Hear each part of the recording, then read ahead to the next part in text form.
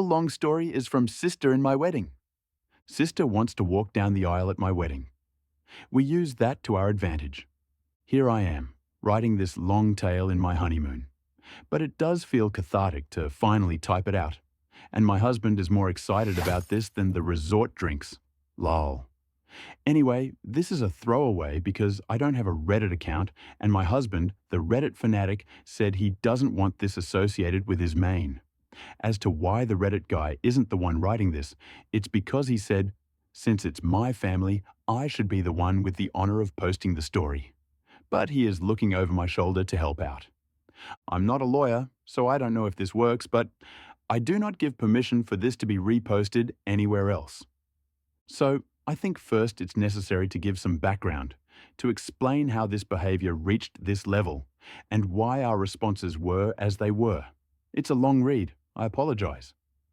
So, ever since I could remember, my parents loved my sister more.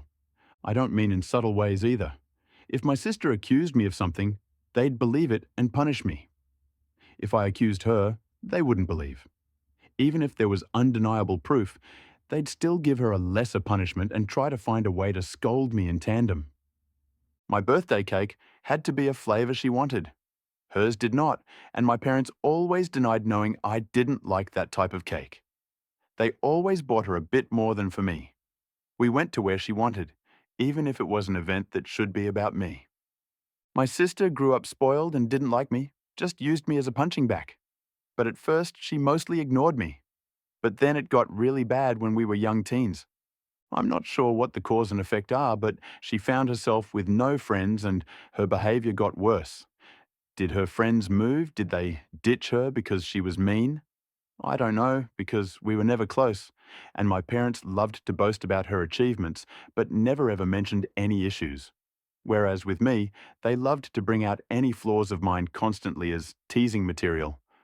I only knew she had none because we went to the same school and I noticed her no longer walking around with people. Anyway, she had no friends. I did. I used to be decently popular.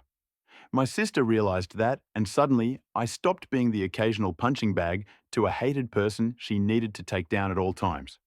She started accusing me of more stuff. She accused my friends of more stuff. My parents stopped allowing me to hang out with anyone, the excuses ranging from, they're not good people according to your sister, to, why are you trying to leave us? Why can't you be like your sister and enjoy family time?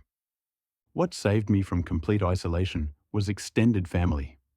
Most of my family lived in the same hometown, and I got along with my cousins despite some age difference. At one gathering, they invited me over to something, I don't remember what, and I sadly replied, I'm not allowed to go anywhere. When asked why, my kid self with no filter replied that it was because I wasn't allowed to have friends since my sister didn't have any. Well, that reached the adults, who apparently tore my parents apart.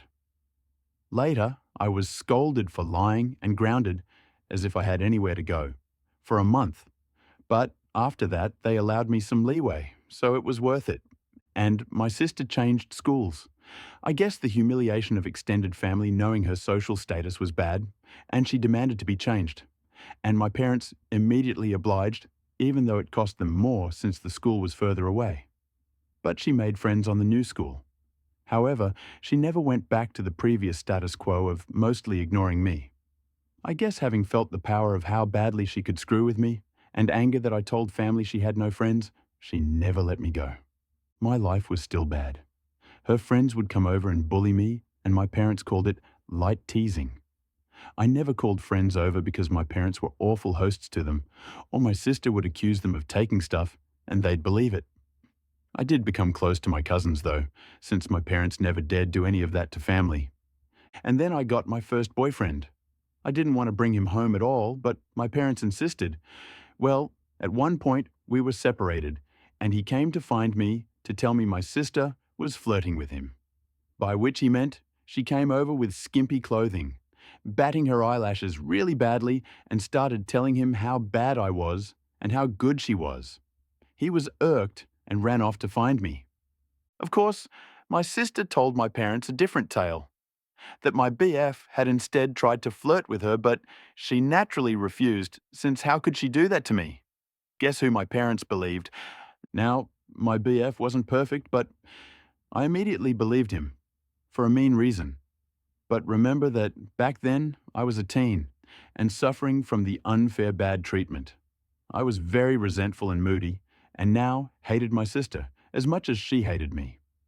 With that disclaimer out of the way, let's talk about looks. I hadn't mentioned them yet because they weren't relevant. My parents are overweight. And since they liked showing love via food, giving you more food, buying treats, etc., my sister is also overweight, whereas am not. In fact, I've always been kind of skinny because punishment often included no treats or snacks. Obviously, weight isn't what matters, personality is.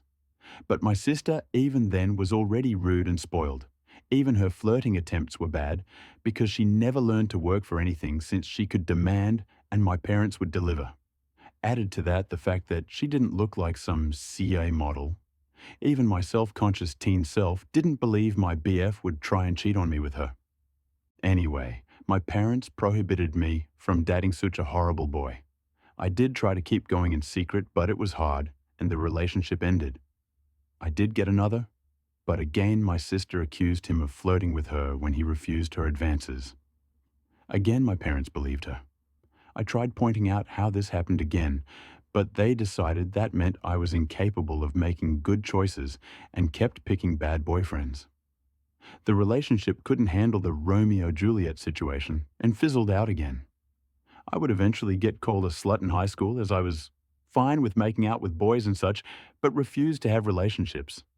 Thankfully, it never got back to my sister or parents. My sister did bring one boyfriend home during all this time. He was paraded with pride, and my parents spent every second telling me how good he was. And why couldn't I be like my sister and find myself someone like that? Until he stopped showing up, and suddenly he was conniving bastard that tricked my sister. Oh well. And the unequal treatment continued at this time. She had more spending money, her curfews were much better than mine, she was free to go anywhere at any time while I couldn't. If I pointed it out, my parents would say it's because she's older. But when I reached that age, I still didn't have the same treatment she had. And when pointed out, they'd deny they ever said that or claim it was because I couldn't be trusted like she was, using my sister's accusations against my BF and friends as proof of my bad judgment. Time goes by, and it is time for my sister to graduate. She was accepted into a college, not a very well-regarded one, and she had no scholarship or anything. Again, because only her achievements were told to me, I don't know which colleges she even tried for, so I can't say how badly she was rejected. I do know her grades were bad in school though, because whenever she got a B, we would celebrate. I would usually get good grades, but my parents refused to celebrate, claiming since I always got those, what was there to celebrate? My parents naturally made a lot of fanfare and told her they'd pay for everything. I was relieved she'd be going away. Not that it made my life any easier. She'd always come home every other weekend and somehow stuff kept missing from her room, or some other issue she'd think of to make my life miserable. My curfews were still strict, etc. Eventually, my mum came to talk to me about my impending graduation. I'm only a year younger than my sister. She told me, since they were paying for my sister's college, they had no money to pay for mine. So it would be better for me to start working immediately after graduation and waiting until my sister finished uni to see if they could afford something for me. Oh, and if I decided to stay at home, I'd have to pay for all my stuff, part of the bills, and rent. I pointed out I could get student loans. Mum said yes, except no. That is, because they were so caring towards me and I had such bad judgment, they would decide if a college was worth my getting in debt or not. I'm not sure how they'd stop me from getting loans, but I didn't ask. Scholarships weren't mentioned. They had no idea what my grades were anymore and never believed in my capabilities. Anyway, I didn't bat an eyelid. I simply said, okay. My mom clearly didn't expect that and kept pushing. Maybe she hoped I'd throw a tantrum so they'd have an excuse to not ever pay for my college. But I said nothing except I understood their position, thanked them for caring, and that was that. My dad later tried the same, but I also refused to be emotional. You see, after a whole lifetime of their terrible parenting, I never had any expectations towards my education. I knew they would find an excuse to not pay for mine and make my life miserable. I never believed they would eventually pay it if I worked and waited for my sister to graduate. I had been preparing for college for a long time. I could barely go out, my friendships were slim, so I had a lot of time to study. And study I did, because I saw college as my only chance to be free. Well, the time came and I worked my ass off and got a scholarship. Not to anywhere like Ivy League or anything like law or medical school, but it was a good enough courser in a decent college with a full scholarship.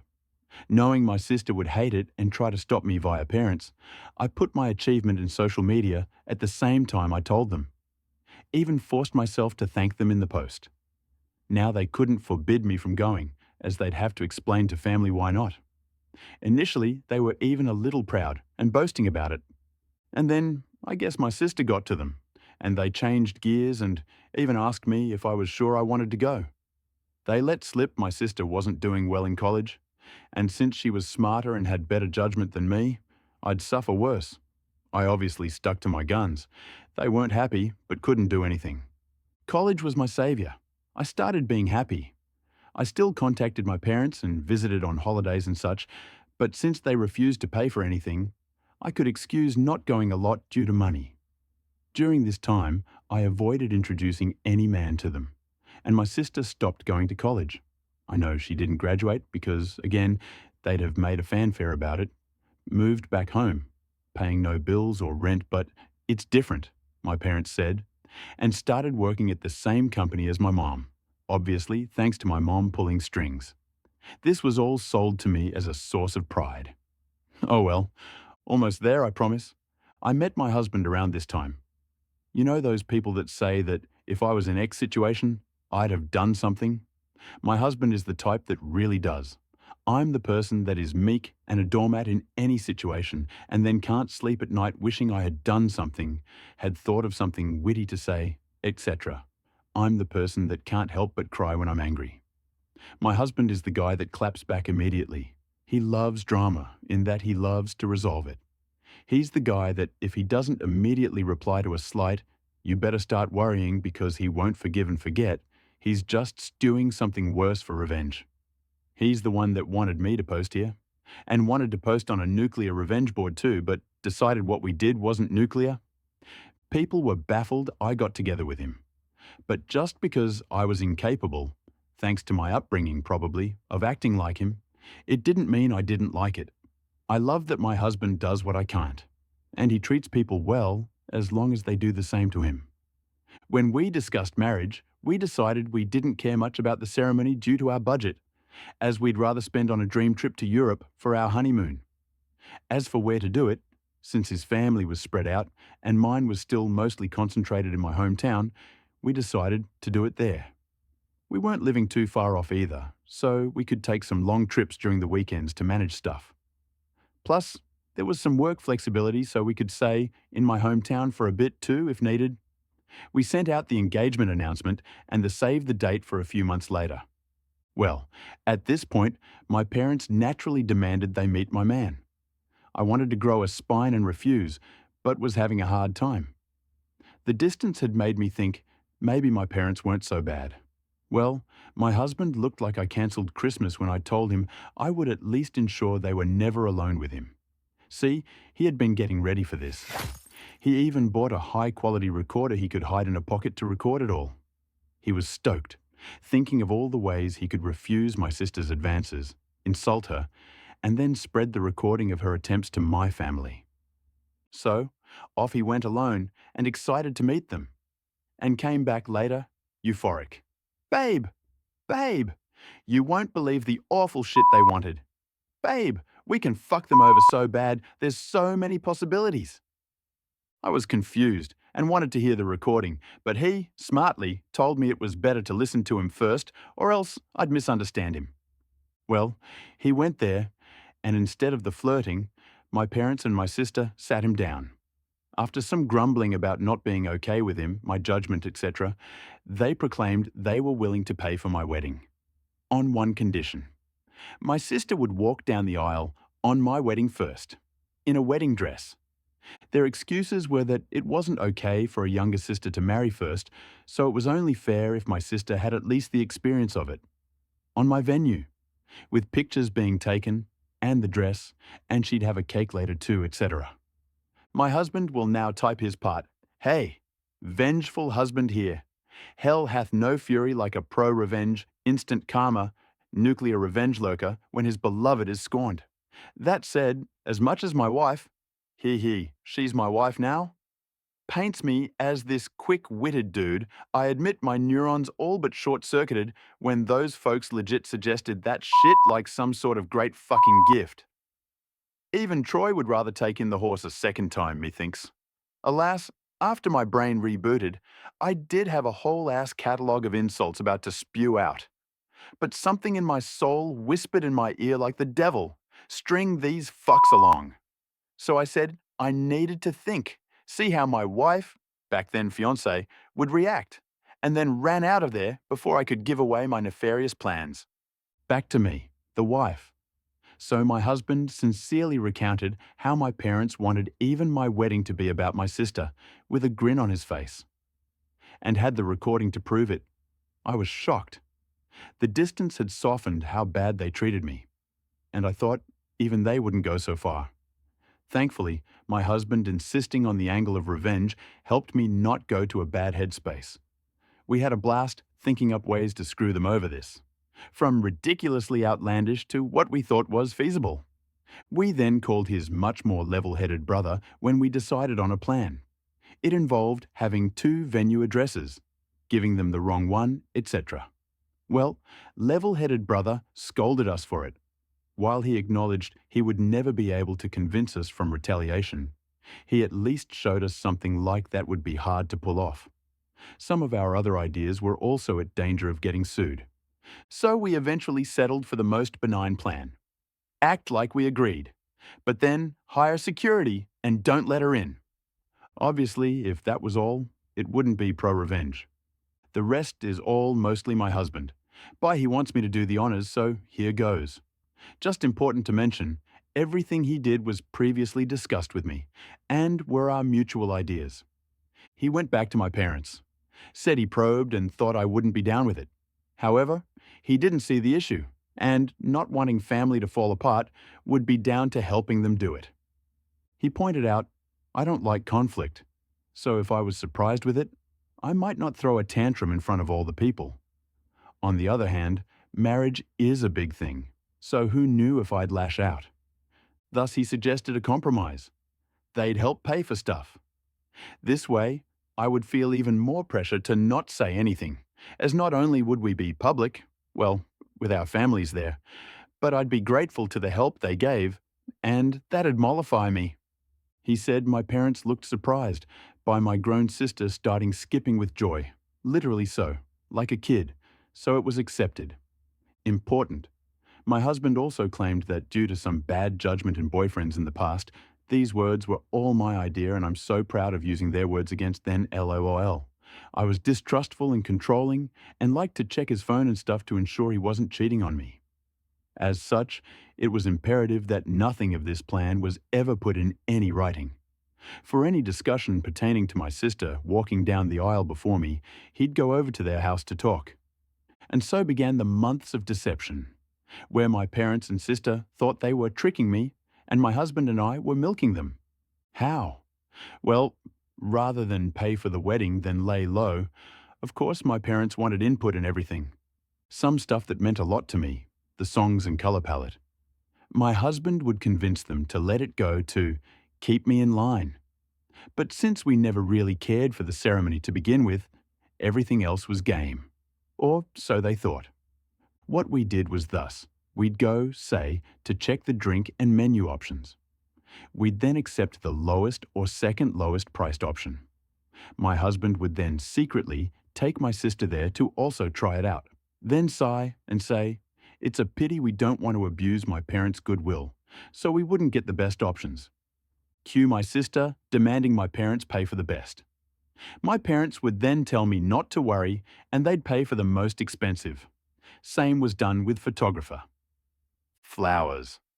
My husband handed my sister a bouquet of the flowers we wanted, then sadly expressed how I wanted some other tasteless flowers. Cue my parents telling me they wanted us to go with said flowers and they'd pay for it. Wedding dress. We hit a minor snag here. My parents wanted me to use a hideous dress. Okay, not outright hideous, but it wasn't my style and wouldn't look that good on me. We had planned on saying yes then, simply not using it. But my mom sent me a message about it, so there'd be proof I said okay. We had to go with me refusing in text and standing my ground. My husband went over there and said he'd see what he could do.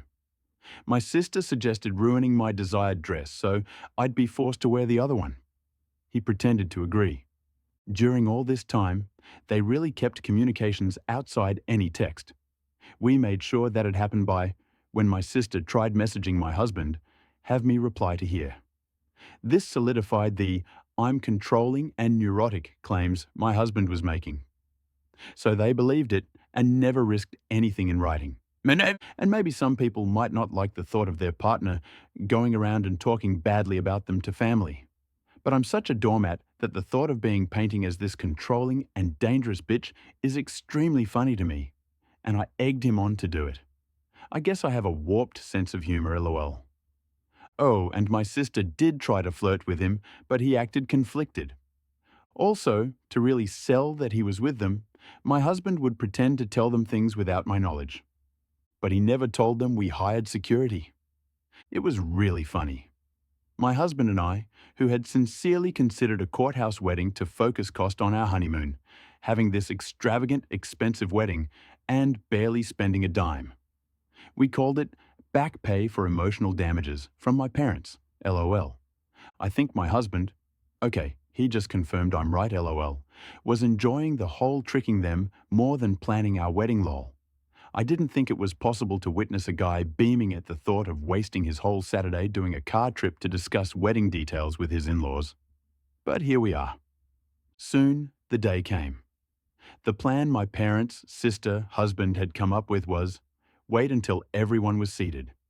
Since the bride always comes out late, they'd have my sister arrive at that precise time, to avoid me seeing her and trying to stop it, and walk down the aisle. By the time I heard what happened, it'd be too late to do anything. As for my dress, we saved some of the leftover fabric from my dress alterations, and my husband took that to my parents' place. Sister still lives with them even now, and showed them as proof he'd ruined the dress. Then said he had to go back to me as I was raging, and he needed to calm me down. He'd see them at the wedding. We made sure to keep our actual security hidden at first. As the guests and my parents arrived, all they could see was a woman with a list of names to check. Only after my parents arrived and sat down did we bring out security. A guy that looked like a bodyguard. We told him to not allow anyone my sister in, and even agreed on paying a handsome tip if he didn't reveal we told him that. Soon the time arrived. My parents got a text my sister was less than 5 minutes away, so my dad went and told people to start. My bridesmaids had been told to follow his lead beforehand, so they obeyed without checking with me. After they all went down and took their places, my dad stood up at the entrance, as if waiting for me. During this, a friend not in the wedding party texted me to get ready. This because if my husband or bridesmaids, etc., took out a phone and started texting, people might notice. This friend was in on the plan. She's my husband's friend, as willing to help stir drama as he is, and didn't care about being a bridesmaid or anything. Well, as soon as my dad took his position, the bridal song started playing. The doors open, and I come in. My dad looked aghast at me being there. He tried glancing behind me, but you can't see the venue entrance from where we were, so he couldn't see what happened to my sister. And then his phone rang. I saw the caller ID, and it was her. He just left me there with a mumbled, "Something came up." There were gasps and confusion all around. The friend in on it loudly asked what happened. I lied, and in a teary voice said, he told me it wasn't supposed to be me there. It's not what he said, but my husband and I agreed that if he dared leave me, I should say that to make him look the worst possible. As for the tears, I wish I could say it was just my stellar acting, but no. Despite everything, a part of me didn't think he'd go as far as abandon me there. That the sister thing wasn't true, but an elaborate joke. I don't know. I was hurt, still am, so I was sincerely trying not to cry. The friend then loudly went, "What did he mean by it shouldn't be you?" So that as many people as possible could hear and spread it, then went, "I will go and check," and ran off. We decided to do this to make her create hell with the security and stop my dad from coming back and stopping the ceremony or something. At some point, my mom also left. At this point, my husband's dad quickly ran over and took my arm. He'd been forewarned he might need to. Watching him run desperately to me helped me smile. I walked down the aisle to whispers as people discussed what happened. Some apparently left to check too. When I reached my husband, though, all was well. He made me feel better joking. My sad face was so real, I deserved an Oscar. And don't worry, he'd rake them over the coals for what they did, Lowell. We got married without a hitch. My parents didn't come back. I did notice a lot of people leaving then coming back during the party, but no one dared tell me what was happening. Someone did come and whisper in my husband's ear, and he went out. He came back after a while with a thunderous expression, but whispered in my ear he needed to go hide somewhere before he broke character and started smiling Lowell. Well, what happened is, it worked. The following is the summed account from friends, family, the security guy, and my husband that I received afterwards. My sister did arrive in a wedding dress. The security refused to let her in. Per our agreement, he claimed she must be in the wrong venue because there was already a bride. And yes, we tipped him really well as promised. My dad went there and tried threatening him with police, claiming he never heard of him, so he couldn't be working there. The security agreed to the police since he was hired by us and doing his job. My dad realized by then it'd be too late and tried to demand he let my sister in. At this point, the friend came over, started shouting and insulting my sister and asking what was going on, basically stalling. My mom soon came and eventually other people. At this point, the wedding plan was bust. All my parents could do now is damage control, as everyone that learned about it was aghast. They'd try and pull it and screaming and berating them. The three naturally said it wasn't a secret and threw my husband under the bus. At this point, my husband was summoned.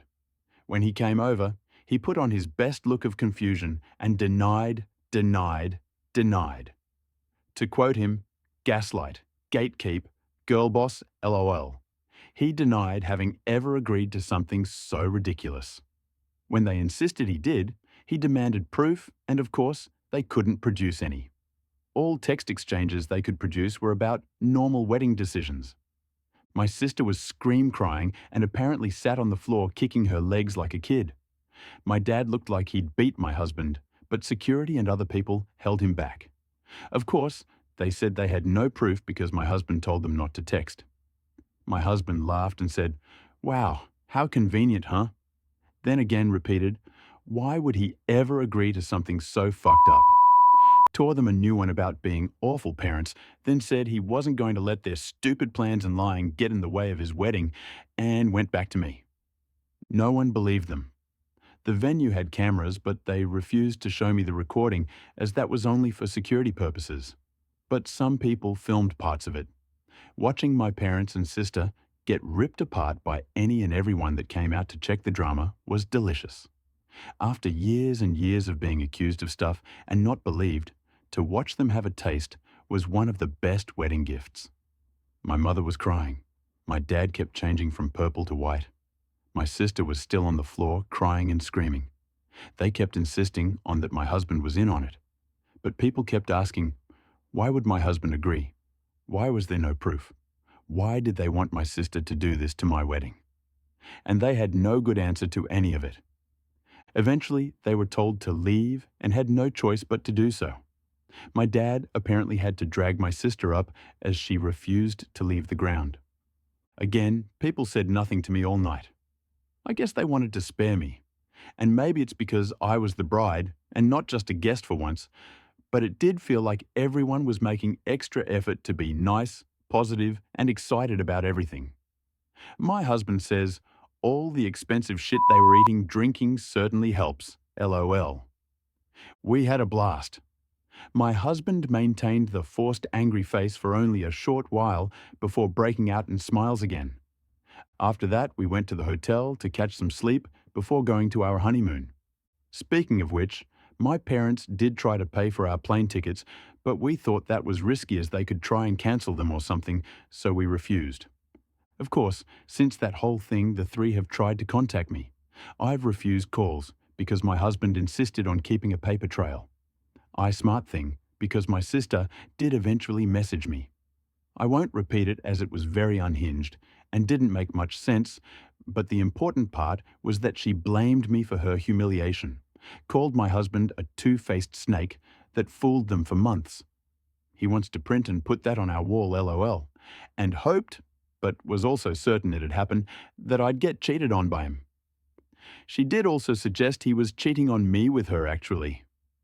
My husband took my phone, screenshot the call logs, screenshot my sister's message, screenshot some messages of my parents demanding I pick up the phone, and sent it all to my family group chat, and sent screenshots of messages to him, where they called him names and threatened him, but he kept up the "you're delusional, I never agreed to anything" shtick, and even threatened to sue them for defamation and harassment. He wrote a message in said group chat begging my family for help, as I was now being harassed by them constantly. He begged family to help stop them from trying to ruin my honeymoon now that they had failed to ruin my wedding, then finished neatly with a request that they don't share our locations, to avoid my parents sending my sister over and then claiming he had somehow agreed to pretend to fuck her in our honeymoon suite. LOL. My family assured him they'd take care of it. And indeed, since then, we've had silence. My husband is a little disappointed my sister didn't disobey, so he could tattle again while tearing her a new asshole. We'll see if it'll last.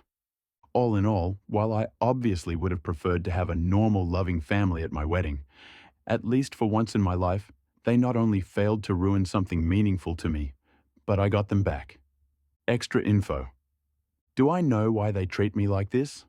I've been asked this question a lot, so I assume you all will think the same.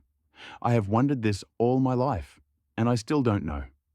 I tried asking when I was young, but they denied any difference and scolded me for acting spoiled, so I quit trying. I've thought of many possibilities, but based on my observations, I think it's this. I was unplanned. They took a while to have my sister, so she was not only wanted but also like a miracle child after so long.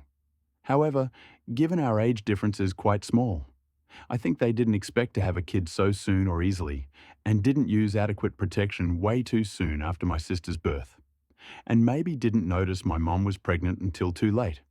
So they were saddled with an unplanned baby while still dealing with a newborn. And they're not that well off, so having the extra expense likely didn't help. So they resented me. But that's my conjecture. Regardless, I've accepted the answer won't truly matter.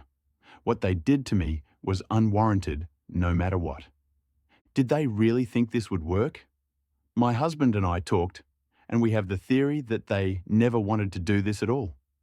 We think my sister threw a tantrum over me getting married first when she barely gets dates, and they gave my husband that outlandish proposition. As in, they didn't want to pay for my wedding and didn't think we'd accept or that it'd even look good for them to do it. But by suggesting it and being refused, they could look like the good guys to my sister while having an excuse to not give me a dime. But then my husband accepted it, and they couldn't backtrack, or else risk my sister turning on them. Summary. Because it did get too long. Bad parents want to have my sister walk down the aisle at my wedding first, in wedding dress and all. My husband pretends to go along with it, and uses this as an excuse to get my parents to pay for the most expensive stuff possible for my wedding, which they only did because they thought it would be for my sister's sake. When the day comes, though, we hired security that didn't let her in. When family called out my parents, they said my husband was in on it. But my husband denied it. There was no evidence, so no one believed them. So now family is against them, no one believes them. My sister didn't ruin my wedding, and we got a lot of money out of them. OP and her husband played very well. They extracted money from OP's parents for their lavish ceremony, and they also didn't let OP's entitled sister walk down the aisle. Not only that, they hired security to stop OP's sister, adding to her humiliation. Such greedy, discriminatory parents deserve this type of revenge. It was perfect and ultimate. The next story is from Dunakius, dealing with the locker thief in high school. This was back in the early 2000s, probably 2003 to 2004 school year. Throughout the entire year, there was a crime wave of people having things stolen out of their locked lockers. Not everyone, but enough that everyone knew someone had happened to. The school's only defense about this was that it was our fault for sharing locker combos with our friends. They also charged US every time we had to get the combination changed on a locker, like after a theft for instance, because it was assumed to be our fault. Well, I had my graphing calculator taken out of my locker. I also never gave out my combination to anyone, mostly because my friends were jackasses and we pulled shit on each other all the time. So I was out $150 for the calculator and another $150 to change the combination, getting a locksmith to change out the lock. This is 2003 money, so it's a bit more than now. To anyone who has ever had to buy a TI-86 in 2003 or 2004, you'll know how much the things cost. Well, my dad was drinking buddies with one of the county detectives. I'll call him Detective Buddy or Uncle Buddy. He went in to talk to the school about these string of thefts going on so he could get the security camera for the day my calculator went missing and got completely brushed off as it was a non-existent problem and he must have given out his locker combination. The principal told him he would need a warrant to get the camera footage. Then when he got the warrant, the school fought the warrant in court citing student privacy. Cue the pro-revenge. Detective Buddy shows up at our house with a laptop in a laptop bag. He's like, "Throw this in your locker and tell everyone you know about your brand new laptop." Okay, sure, Uncle Buddy. 3 days later, I show up at my locker between classes and the laptop is gone. The bag too, nowhere to be seen, as is a 24-ounce bottle of Coke and possibly some pens. I take my phone out and text him that the laptop got taken. "Stand by for the shit show. Oh, and you reported the theft to the police, FYI, he replies back. Okay, I reply confused. I got about the rest of my day, and I don't hear anything back. The following morning, Detective Buddy comes to the school with 3 uniformed officers and pull a student, Dave, out of class, as well as his mom who works in the front office. The principal is pissed. I don't actually hear the cops, but the principal is pissed to no end that he had the audacity to accuse them of theft, and he couldn't just take them out of his school, etc., etc. Well, turns out there was a tracker in the laptop bag, and Uncle Buddy got a warrant to search a particular house. The laptop had a value of over $1,000, making it a felony. The next afternoon, he set up a tent with a table just outside of school grounds. He also had a banner across the top. "If you have had something stolen from your locker, see me." By the next morning, Dave and his mom made the paper. Apparently, Dave allegedly used his mom's login information to get onto the school network and get the locker combinations for basically everyone. Then he just opened random lockers looking for valuables to steal, if he didn't get info of a specific locker to steal from. When he set up the stand to get more people reporting thefts, he racked up an astounding number of charges. Each locker counted as a separate misdemeanor, unless the stolen object was worth more than $1,000, in which case it was a felony. In less than a week, Uncle Buddy opened and broke an investigation, and they charged Dave and his mom with 9 felonies and 35 misdemeanor charges. When I finally got the story from Buddy, he explained what the situation was. He had me stash a brand new laptop that had a GPS tracking unit stuck in it in my locker, then get it stolen deliberately, and then he got a warrant to search the property it had been taken to. Now, the fun thing to stress is that the laptop was over $1,000 value, pushing the theft from a misdemeanor into felony level. There was also another 8 felony charges, stuff like jewelry that was stolen from other people's locker and recovered. So any of the locker break-ins that amounted to over $1,000 stolen was a felony charge, and less than $1,000 was a misdemeanor charge. Cool thing was that because the calculator and the laptop were separate days, and the combination changed between the days, he caught a felony and a misdemeanor charge off me alone. The 9 felony thefts ended up in the $12,000 range total, and the 35 misdemeanor charges were somewhere in the range of $3,000 total in value. Now that's an awful lot of stuff stolen, but I need to stress that this is only what was proven stolen, like this is what they caught him with in his possession that they could trace back to someone. They also didn't let them plead to anything. It was Podunkville's highest profile crime in years, and without a doubt, one of the worst crime sprees the county had seen in decades. Next up on the revenge. Everyone who had been charged $150 get their locker combinations changed sued the school district in a class action lawsuit.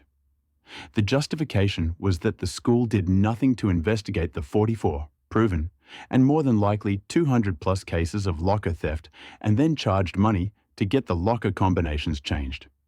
There was 218 people in the class, and in total, everyone got $85 after attorney's fees. The principal also lost his job for being a bonehead and not bothering to attempt to deal with the massive problem that was reported to him going on at the school. The fun thing I need to point out is that the school brought in a locksmith to change out the locks. That's why the justified charging $150. Well, the school already paid the $150 a locker, but they also had to return $100 per locker, meaning that they were out $21,800 plus their legal fees for that class action suit. Next comes the criminal trial and the fallout. The prosecutor's deal was 10 years in prison, 5 in juvie and 5 in adult prison for Dave and 15 for Dave's mom. Well, they refused that deal and it went to trial. Dave got 1 year prison for each felony, the state minimum, and 1 month probation for each misdemeanor. So 9 years plus 35 months of probation. His mom received 18 years of jail and 6 years probation. Having attended much of the best parts of the trial, I will say this. They had Dave on camera entering 20 pool lockers and they had them in possession of stolen goods for every single charge they made against them. The judge was also not amused that there were likely other reported crimes that they got away with because they couldn't prove it or they weren't reported. Dave's mom got it worse. That was a fun sentencing to show up for. But the most important thing is that I got my graphing calculator back. It had my name engraved inside the battery compartment. I still have it as well as a cool story to tell. It was a really satisfying revenge, executed brilliantly by OP and Detective Buddy to expose the serial locker thief who has been stealing from students. By the way, GPS tracking technology also deserve a salute. The next story is from Egnard's. I guess it's my business now. A tale in 5 acts. I've wanted to post this tale here for a long time. I've started the post many times, walking away from the computer and giving up each time. Note that like many tales here, many trivial to the story details have been changed. What is important to note is that the way my industry runs is essentially via monthly service contracts with clients. There are 3 major players in the story. Myself, Egnard's, old owner, let's call him Steve, and new owner, let's call him Kyle. Act 1. Do what you love. As an aimless teenager, I started working for a small business owned by Steve. It turns out I really enjoyed what I did. So slowly over time, my life plans shifted to make sure I could continue to work for Steve for the long term. This included transferring to a local college, and because the business was predominantly run on part-time hours, making sure that any other jobs I had never conflicted with the hours I was expected to work for Steve. Steve was flawed, but overall a good boss who mostly looked out for me. I certainly think over the years he had taken advantage of me in small ways. But looking back, I really have no complaints. The thing is that while when I started working for Steve the business name recognition was always directed towards Steve, over the years it eventually became, go to Egnard's, he's the best. This got to the point where I do indeed truly believe that if I did not end up working for Steve, it's very likely his business would have been nowhere near as successful as it eventually became. As years went on, it was heavily implied that when Steve retired, the business would go to me. It was never specifically stated, but Steve did have a way about skirting around those types of issues and giving me hope. Act 2. Enter Kyle. About 3 years before COVID, Steve decided to retire and sell his business. He did indeed fulfill his promise by making a half-assed attempt to sell it to me at an unreasonable price, but it was very clear he already had another buyer in mind, Kyle. Kyle owned another local business just outside of our market area in the same industry. Because of the way the industry worked, there really was much, if any, overlap in potential customers, but Kyle had a very large amount of money and was willing to buy. What is important to note here is that, again, I do truly believe that if I didn't play ball and agree to work for Kyle, my role was so integral to operation at our business that there is no possible way a sale could go through. Over the course of negotiations, Kyle ended up buying the business and putting me in charge of running the day-to-day, something I was mostly already doing, but with a few more administrative tasks tacked onto it. The thing is, my name was still the name in town, and Kyle made zero effort to ever be on location, so nobody that did business with us ever really knew who Kyle was. Act 3. Kyle's kind of a dick, and how I learned to stand up for myself. All was well for a while. Kyle would openly talk about me being the head honcho at my location and mostly left me alone to deal with my clients in the professional and personable nature that I had learned from Steve. Things first came to a head a year before COVID when Kyle sent me to an industry conference for 4 days. I would need to take off time from my other job, which I was fine with. At the conclusion of the conference, I put in an hour's request for the hours I spent at the conference. And I was super nice about it. Actually, I should have clocked all hours at the convention each day, but instead did not account for hours for seminars that would help my boss, but were ones I had wanted to attend. The request was denied, and I was told, "Industry conferences are enriching activities. We pay for your admission, but they're on your own time." This took 2 weeks to resolve, but ended with me essentially saying, "Look, I'll still work for you because I love what I do. However, if I don't get paid, I will never go to another one of these conferences again to get new ideas for you." I was immediately paid. I will spare similar smaller stories of that nature, but that slowly started to become the relationship between Kyle and I. Act 4. COVID hits. When COVID hit, our locations were shut down, and for 3 weeks we weren't able to do anything. Meanwhile, our clients were still paying for services. And because Kyle had recently moved to a new client payment portal that I hadn't been trained on yet, I wasn't able to help any clients get their money back. At one point, I messaged Kyle about going virtual and being able to still assist clients and got a very angry text back, full of curses that essentially said, "Look, you're not the boss. Go fuck yourself. You had your chance to be the owner and turned it down. I'm in charge." We did eventually go virtual about a week later. The big problem, of course, being that I would receive daily texts, emails, calls from clients about their memberships, bills, and there was nothing I could do to help them. It was at this point that I knew shit was hitting the fan and I needed to start doing something. So over the course of the next 2 months, I did a couple things. Spent an inordinate amount of time studying the best business structures. Communicated with all of the other staff at my location about my intentions. Continued to give 110% to my clients in a virtual capacity. Built a website and social media presence from the ground up. I don't think Kyle was expecting any of this, and he probably didn't also realize that, because I often had to do back-end stuff from home, I also had what was, essentially, a little black book of every client, their email addresses and phone numbers. Act 5. Surgical strikes. When everything was ready, I waited very patiently. Only the end of a service month. As I mentioned, all of our clients had monthly costs, and I didn't want to put anyone out of any part of their costs. On the last weekday of the month, I instructed the staff who would be helping clients that day to tell them to check their emails at the end of the day. At the end of the day, I sent out an email to all active and some non-active clients, as well as a texting service to text everybody. I launched our social media accounts, our website, and had even enlisted a very small amount of trusted clients to spread the word via social media once I gave them the signal. Within 15 minutes of everything, my phone was ringing off the hook. I had 50 plus emails in my inbox from different people, and my Facebook accounts were completely blowing up with local chatter. I also heard from many of these people that they were calling Kyle to cancel their service. We hosted a Zoom meeting for all concerned parties and essentially decided to take the weekend to clear up any confusion with the systems and start fresh and open our doors on Monday. Within an hour of everything, Kyle sent out a text blast to every client that they would be shutting their doors effective immediately. At the start of COVID, we had roughly 50 active clients at the business. On my first day of business, I had signed up 75 active clients.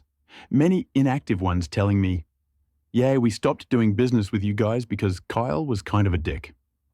What is really important to keep in mind here is that I never wanted to, nor cared to be, a business owner. I was very happy working for somebody else as long as I wasn't treated like shit. Had Kyle treated me even remotely better, the location would have continued to thrive and be a staple in our local community. Kyle chose to be a dick to try and get quick money and cheat people, and Kyle lost out. We've been in business now almost 2 years, have nearly tripled Kyle's active numbers, and continue to be a staple in our community. TL, DR old boss sold his business to someone who was kind of a dick. New guy didn't realize I was the face of the business and ended up losing out on everything. Oh my gosh, the revenge was destructive. Kyle's ego and rude behavior cost him not only his company, but everything. It was Kyle's behavior that brought him down to the street, and it was OP's patience that finally paid off. The next story is from a non-can't-quit. You're replaceable? Okay, bye. I worked for a company for just under 5 years. The company I worked for existed for an additional 10 years prior to me. While I worked at this company, it ballooned to be the #1 provider in the region for its unique service with about 75% of the market. It was a small business of about 15 employees. I loved my job, and the skills I learned while working there were quite valuable. I loved my team and the clients we provided services for. My twice-yearly reviews with the owner were always 10/10 with no recommendations for improvement. I was exceptional at my job in every way. I handled company operations, HR payroll, customer service, marketing, employee management, schedules, employee and client training, and many other things at this company. I was also able to step in and do any of my teammates' jobs if they were out sick or on vacation. The owner of the company was giving out a bonus late summer last year, and mine, while being more than previous years, was notably less than my teammates. I asked owner, are the bonuses related to performance? And if so, what could I have done to earn more? Owner replied, the bonuses are not performance related. You are just more replaceable than the others. Oh, okay, I replied, and I proceeded to process each of the bonuses, then went to lunch. I called my spouse to gain wisdom and advice. I was pretty lit, but didn't want to make a rash decision. My spouse is very intelligent, and while they are not a fortune teller, they have an ability to foresee various responses and all the potential outcomes. They are business-wise and have been on the executive team of a large company for the past 21 years, while also serving on several community boards and business advisory boards. We decided together to continue forward with our scheduled vacation and use the time away to calm our minds, relax, have fun, and to also determine the best course of action for me. We were leaving after working one more day, so I worked like all was normal the rest of the day and the following day, then left on vacation. While away, we discussed several scenarios, the potential outcomes, consulted with a business advisor and a business attorney. With all the advice I received, I determined that upon my return from vacation, I would resign from my role with a 2-week notice. However, in a fit of rage, I was immediately terminated by owner, which was one of the scenarios we thought would happen, so I was prepared for owner's poor reaction. During the next couple weeks, I created and opened a competing business offering similar services. However, I offered more customizable options with higher quality service and results. I knew our clients wanted these options and had proposed said options several times at Old Workplace, but was never green-lighted to implement the changes. For no reason other than owner didn't come up with the idea, so it was a stupid idea. I also maintained communications with a few people from my old team. My old team did not relay the day-to-day happenings at my previous workplace, and I never asked about the company. However, they would vent to me on occasion. I would listen without comment. I knew service, quality, and the work environment in general suffered since my departure. Morale went down, and clients were less satisfied. I also read the Google and Facebook reviews for old company. Yikes! Additionally, 2 full-time and 1 part-time persons were hired to fill my role, and a portion of my responsibilities, like HR and payroll, were filled by outside companies. I quickly built up my business, and within 3 months was able to hire several of my old teammates. They were able to jump in on day one with minimal training, as they were the best employees at my old workplace. The quality of previous workplaces' offerings continued to fall, which sent additional business my way, and quickly caused incoming work to be non-existent at Old Workplace. My old workplace went from being the #1 provider of unique service in the region to nothing in a matter of months.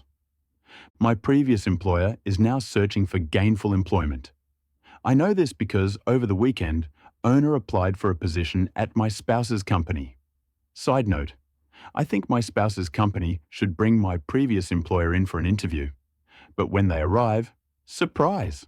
I'm the interviewer, and all I say is, how replaceable am I now? My spouse, rightfully so, has said no.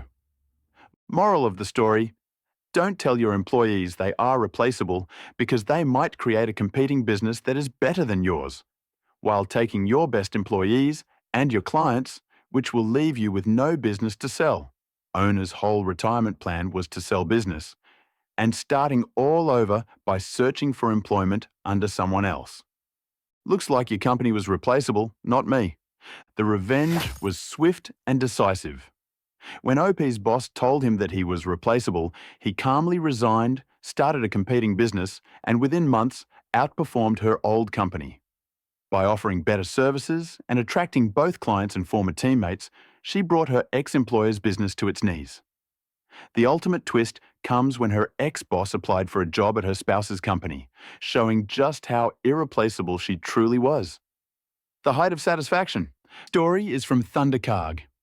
I was called an ungrateful brat, so I acted as such.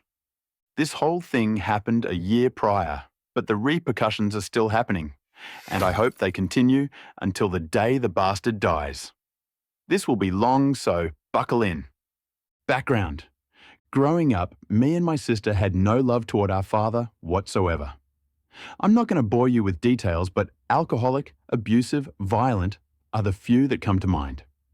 When my sister got accepted into a much better, but also further high school than our local, she moved immediately and rarely visited.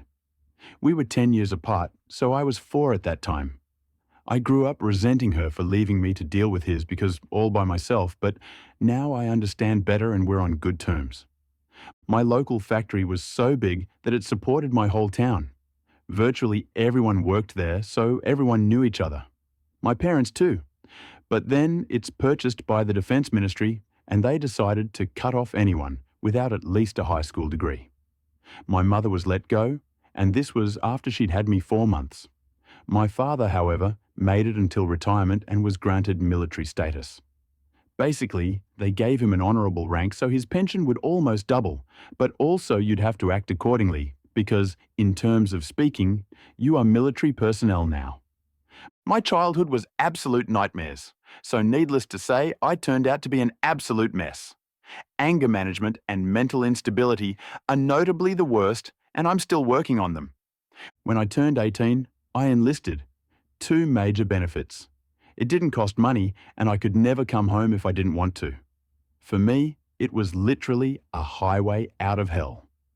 Fast forward 3 years later, I got an honourable discharge.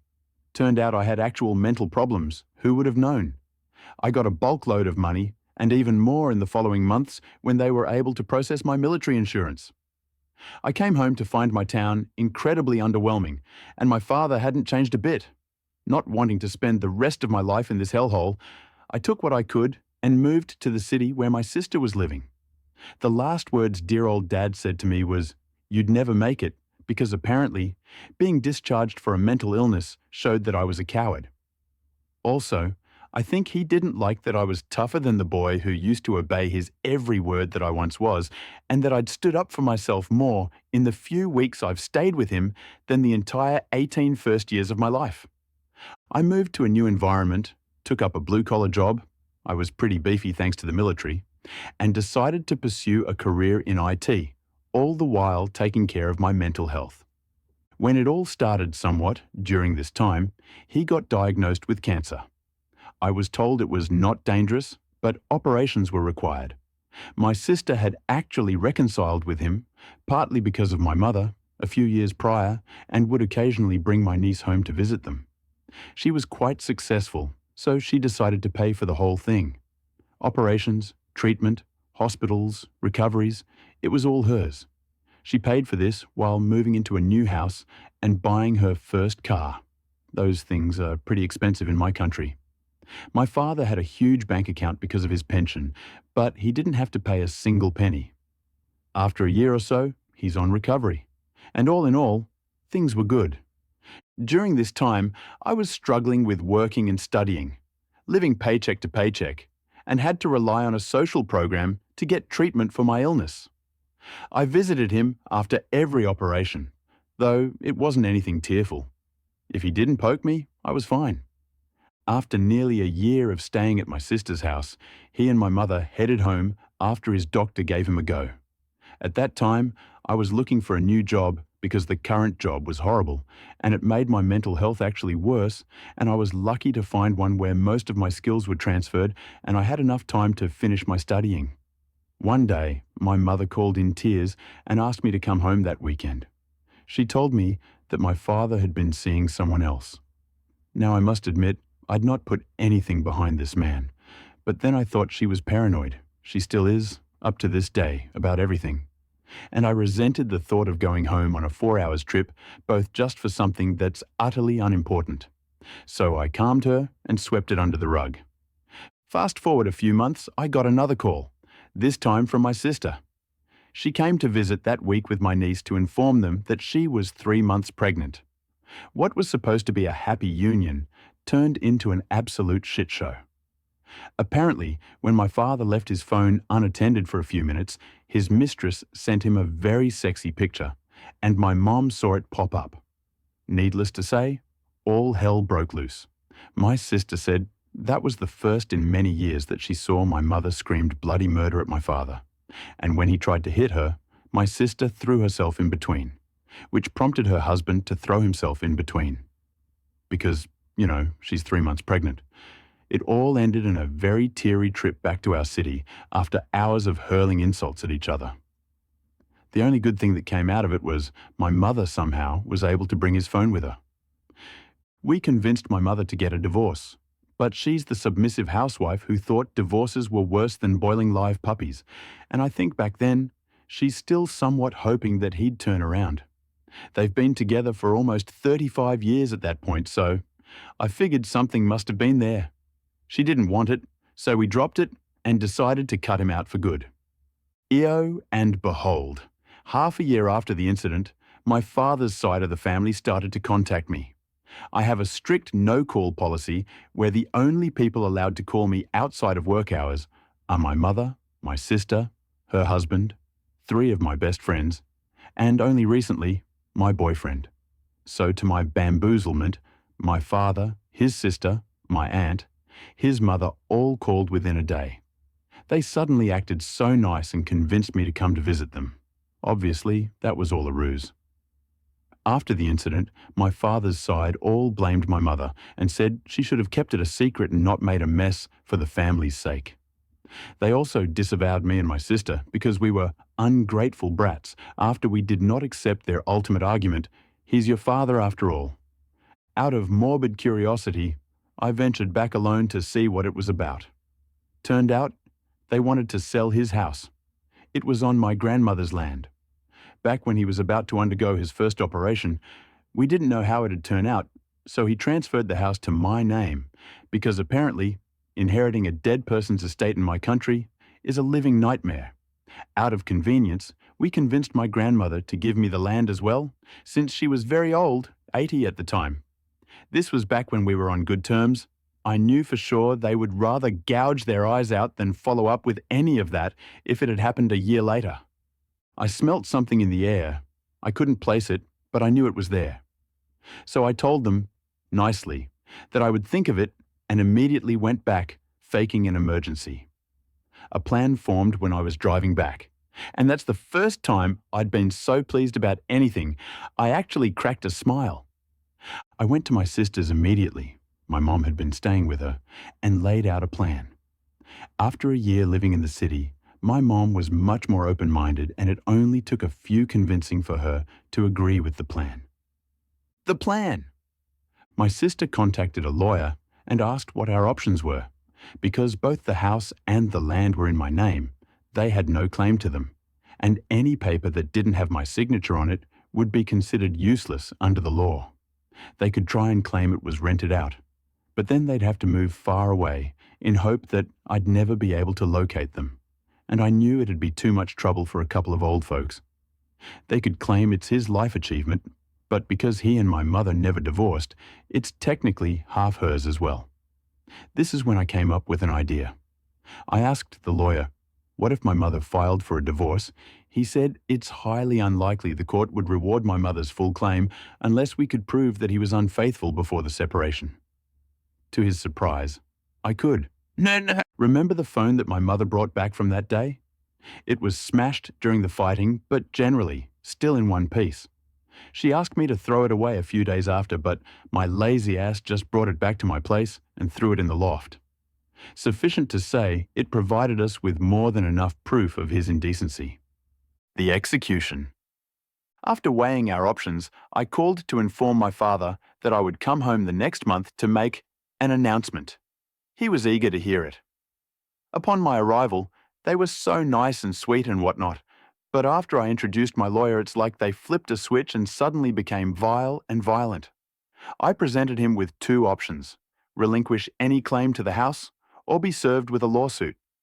In my country, marital violations are 6 months probation minimum, up to 2 years in prison. After a lot of screaming and name-callings and feet-stomping tantrums, he kicked us out, so naturally, I assumed he chose the latter.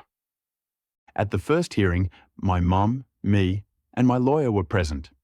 It turned out to be another screaming contest in which he made up all kinds of lies about my mother. At some point, my lawyer leaned in to tell me that if the officer didn't stop his rantings, it's likely that they were buddies, and asked me to let him handle things. The officer told us this case wasn't a priority. It would take months to process. We wouldn't like the paperwork. It's best to settle this out of court. My lawyer politely declined and told my father to expect another hearing soon, under much less friendly circumstances. He tried one more tactic in between, which was calling all the relatives and telling them how my mother was a bitch and I was an ungrateful brat, in hope of creating some kind of pressure on us.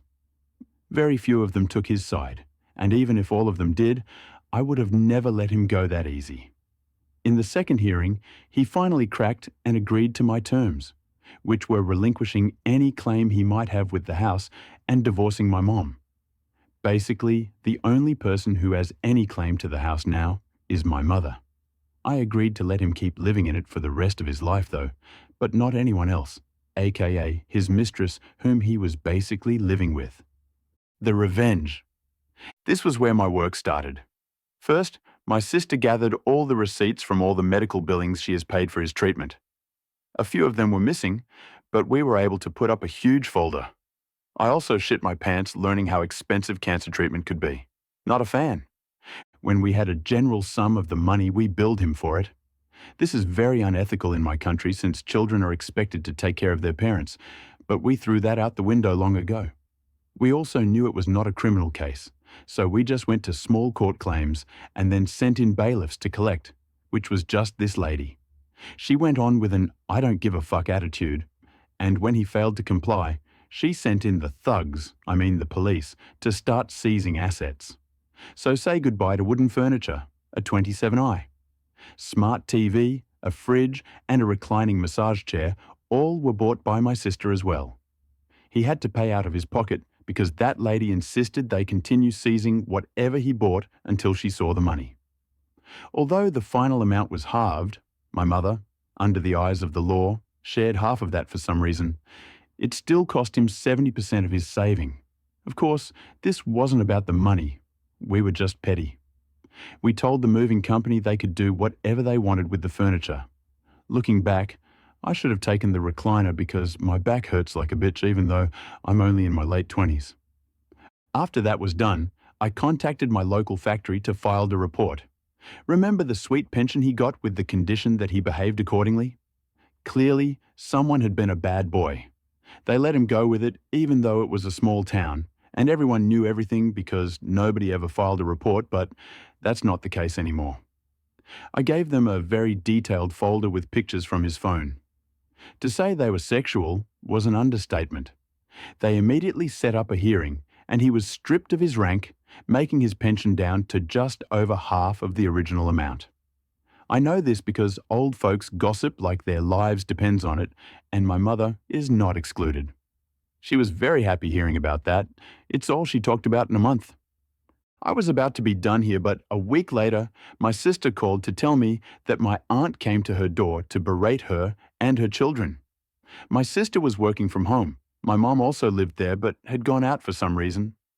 My sister just called security to kick her out and warned me she could go for me next.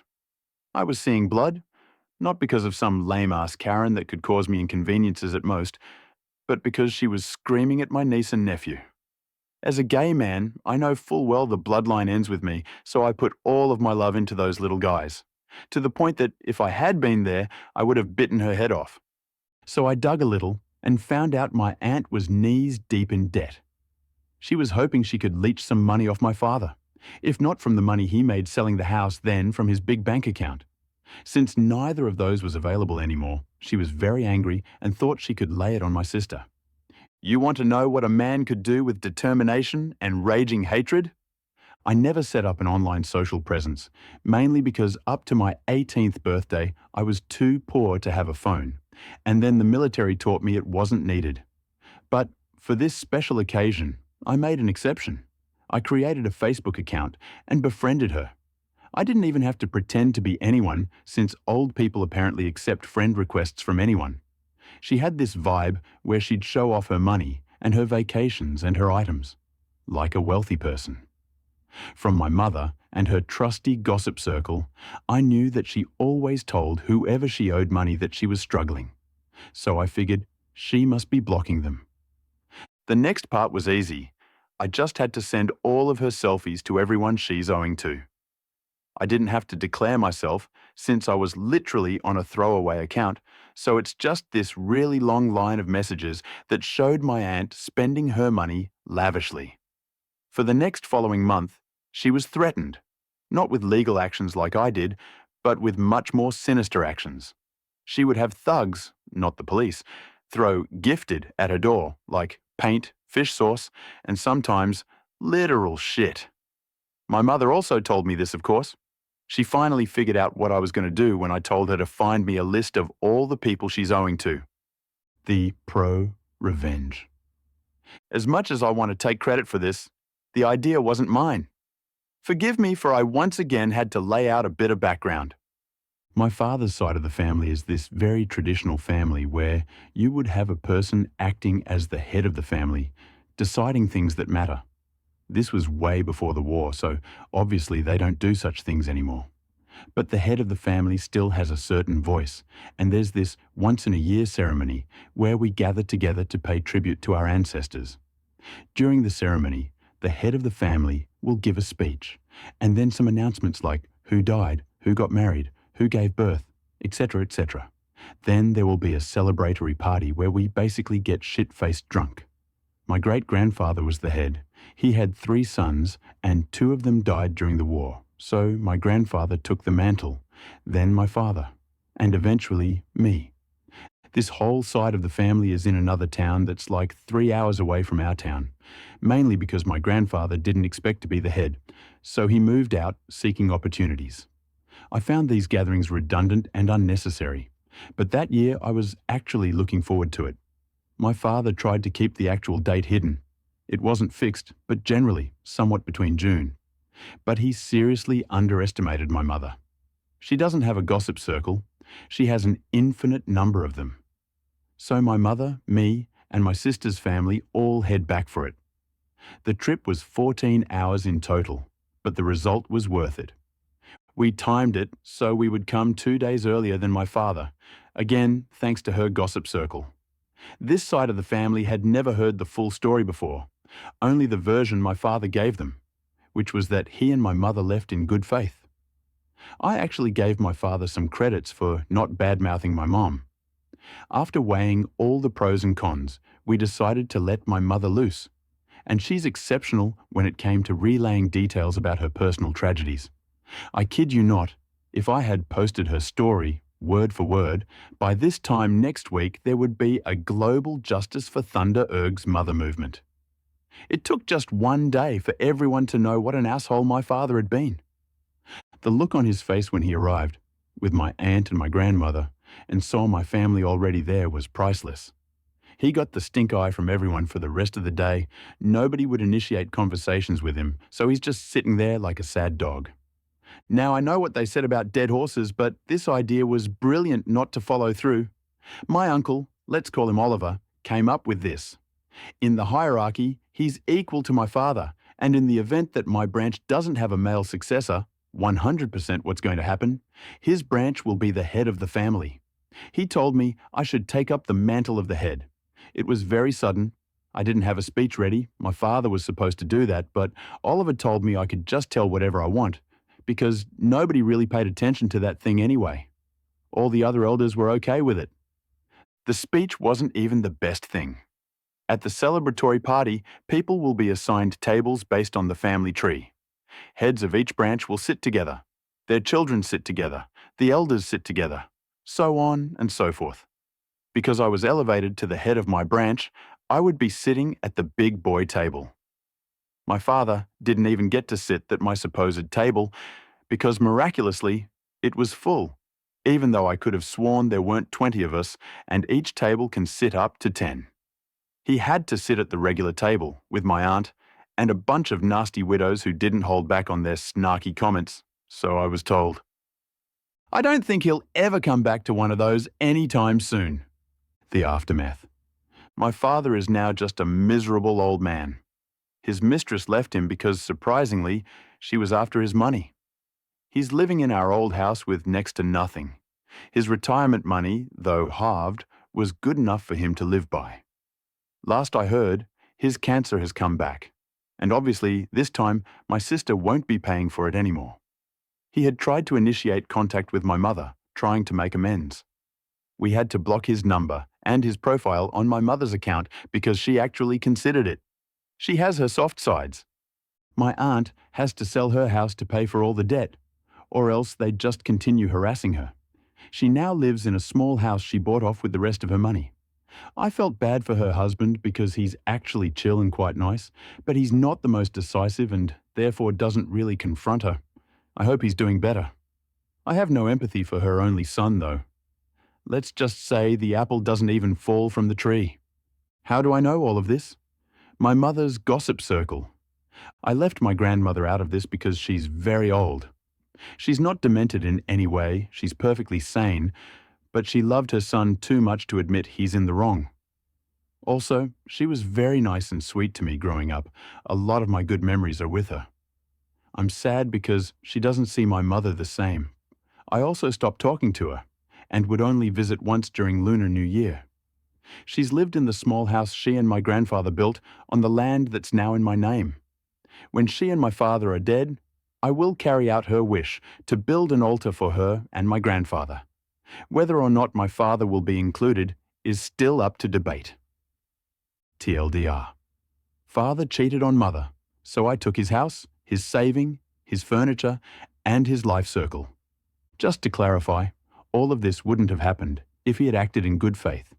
He could have called all of us back, announced that he'd be leaving my mother, and I wouldn't have given a damn. Instead, he was trying to scream and punch his way through it, so I acted in response. Also, I deleted that Facebook account. I'm crazy, but not that crazy. Edit. Fix the TLDR. Also, thanks kind strangers for the award. Also, about the small court claim, as I've mentioned, these kinds of claims are highly unethical in my country, so the law is also very slippery. You just have to prove that someone owns your money for something. It doesn't have to be big. I made it sound easy, but in reality, we had to go through 3 different hearings. The judge advised us to settle out of court the first 2 since my father wasn't present. The whole thing took almost a year before our claim was rewarded.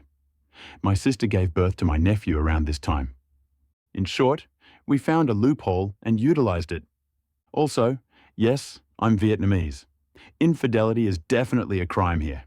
In fact, it's the first time I've heard it's not a crime somewhere else, so thank Reddit for this newfound knowledge. Also, clearly, this wasn't a spur of the moment. I have thought about it, like what we should do if things turned out messy. But nothing concrete because of my mother's disapproval. We didn't just wake up and decided to scorch the earth. It was really a very, very heavy revenge by OP on his father. OP uncovered his father's affair with his fiancée, which ultimately destroyed OP's father's life and reputation. It was one of the most destructive revenge I have ever read on Reddit. The retaliation of OP was epic. Open our video with a pro-revenge story from crafty_bureaucrat. I orchestrated a vast conspiracy to get a co-worker fired, using a throwaway because the details are specific and hard to change. I used to work at a hospital data center in the network operations group. We physically sat in a room 24/7 next to the servers to make sure things didn't catch on fire, monitored for alerts, and did routine things like swap out tape backups. But it was pretty simple work. This was ostensibly a tech job, but there were people who had been there for many years back when you had to change out printer paper and run a command from an IBM mainframe. It was on really specialized hardware and software that was difficult to apply elsewhere, so it had become a dead-end job. And because there were people who weren't tech-savvy at all really, we weren't given much responsibility. You can't tell some people they can log into a server and others not, so we were reduced to the lowest common denominator. We were a network operations center where nobody was allowed to interact with any network equipment. Lowest common denominator, you say. Meet my new supervisor, Karen, not her real name but definitely her real spirit, had been there for over 20 years and got the job solely based on seniority. She was a sociopathic narcissist and one of the most unpleasant people I've ever encountered. Shortly after I was hired, we were bought by another hospital and combined data centers.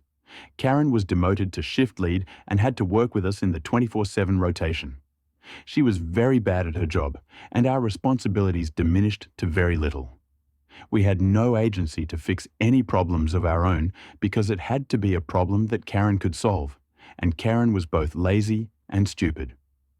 After a couple of years, I was promoted. On my first day after they announced the promotion, she said, "You will fail," just straight to my face. But she had a powerful tool at her disposal, the hospital bureaucracy.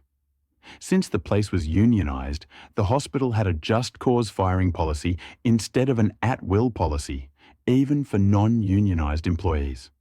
This is, I think, generally a good thing. But on the edges, it set up ridiculous situations where it was impossible to lose your job unless you were really egregious about it with repeated violations or you showed up drunk high. We had someone steal computer equipment and they kept their job. It was nuts.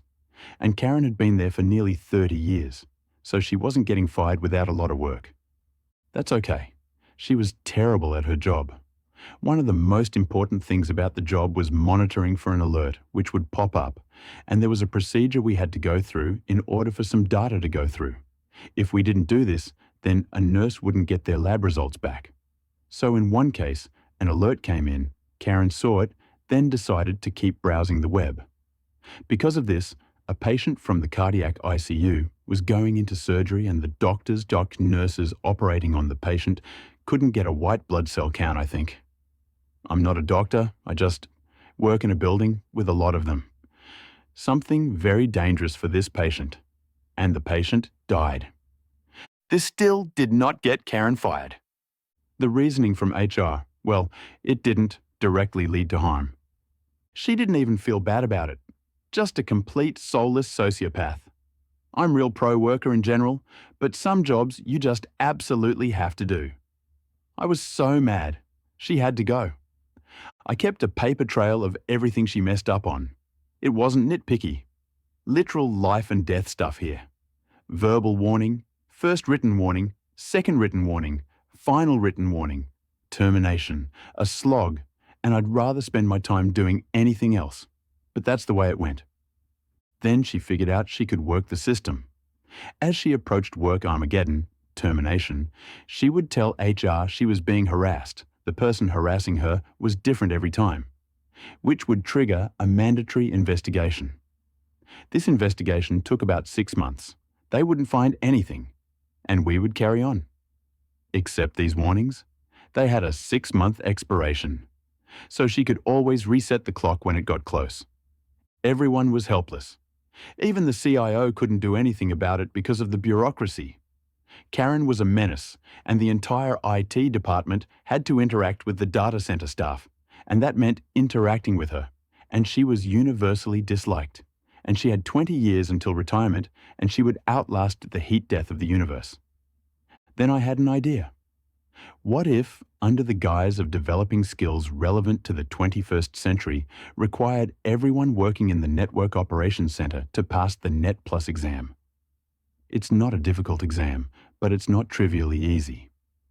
I felt pretty sure that everyone on the team fell above the line between able to pass and not able to pass, except Karen. We would give everyone better titles, a significant pay raise, and entrusted to do more with the equipment, which is something everyone desperately wanted. Then people could actually leave the hospital with transferable skills and do something else if they wanted and not feel trapped. I spent 3 years in meetings with HR, with my director, with the CIO, with HR again. Job description meetings that took 6 hours to tweak small wording. Hundreds of hours in meetings. Red tape hell. Absolute red tape hell. Do you have any idea what it takes to approve a significant raise in a bureaucratic muck factory like that? But the raises were crucial because it would absolutely not be fair to ask this of them. Pass a test or lose your job, without a large carrot attached, would lead to mutiny. And then it got approved. I also wrote the exam requirement into my own job description. It was important to still be able to do the job and not let my skills lapse just because I was promoted. Also, this meant I could cover for people when they were on vacation or sick. Plus, I also got that sweet, sweet pay bump. It went over well. I was nervous, but the plan made sense, and I was able to communicate that. People would be more marketable. The job would be more interesting. And most importantly, they would be making 20% more than they were before. And I think it really helped that I also gave myself the same requirement when I absolutely could have chosen not to. The hospital would pay for off-site training. They would still get paid their full hourly during the training, including shift differential for second and third shifts. We paid for all the materials. I scheduled 8 hours a week for people to go someplace quiet and study. The job itself had a ton of downtime so people could study, but this was formally carved out time anyway. We paid for the exam, and if they failed, we'd pay for the second attempt. We were given 8 months to pass the test, so this is how it was for the 8 months. I did not want Karen to have any excuse whatsoever and somehow convince HR that this process was rushed or unfair. Everyone passed on the first attempt except Karen. Karen did not pass her second or her third attempt, a bonus attempt. Karen, being the classic narcissist, thought this was somehow all about her, that this was a vast conspiracy engineered over multiple years and hundreds of hours just to get rid of her, and she would tell everyone within earshot That's what was going on. Yeah, okay, Karen. You realize how insane that sounds, right? Not everything is about you, sheesh. Well, okay. In this case, it is, but still. Only I, and two other people, know that. I remember the exact time and date we told her. She was in such deep denial that it could ever happen. She thought she was bulletproof. I don't think I will ever achieve anything more satisfying in my career. I'm not usually one to take satisfaction in seeing someone's livelihood go, but she was uniquely awful. She was a patient danger, and it had been nearly a decade of working with her by this point, and I was just so sick and tired of her bullshit. I was a hero the day after she was fired. I went to the main office for a meeting, and people were congratulating me like I just had a kid or won a marathon or something. Even the CIO. They were just happy for me that I didn't have to supervise Karen anymore. But in my headcanon, they were congratulating me for pulling off this elaborate plan. Morale back at the data center was also high. We learned interesting things. A couple of my co-workers left for better gigs elsewhere. The ones who were content staying were able to stay, and we all had more money and job security. And because anything could set off a bullshit Karen harassment complaint, people were stressed out working with her. Her being gone was like a breath of fresh air. Newcomers were told stories of Karen, and they seemed exaggerated. They were not.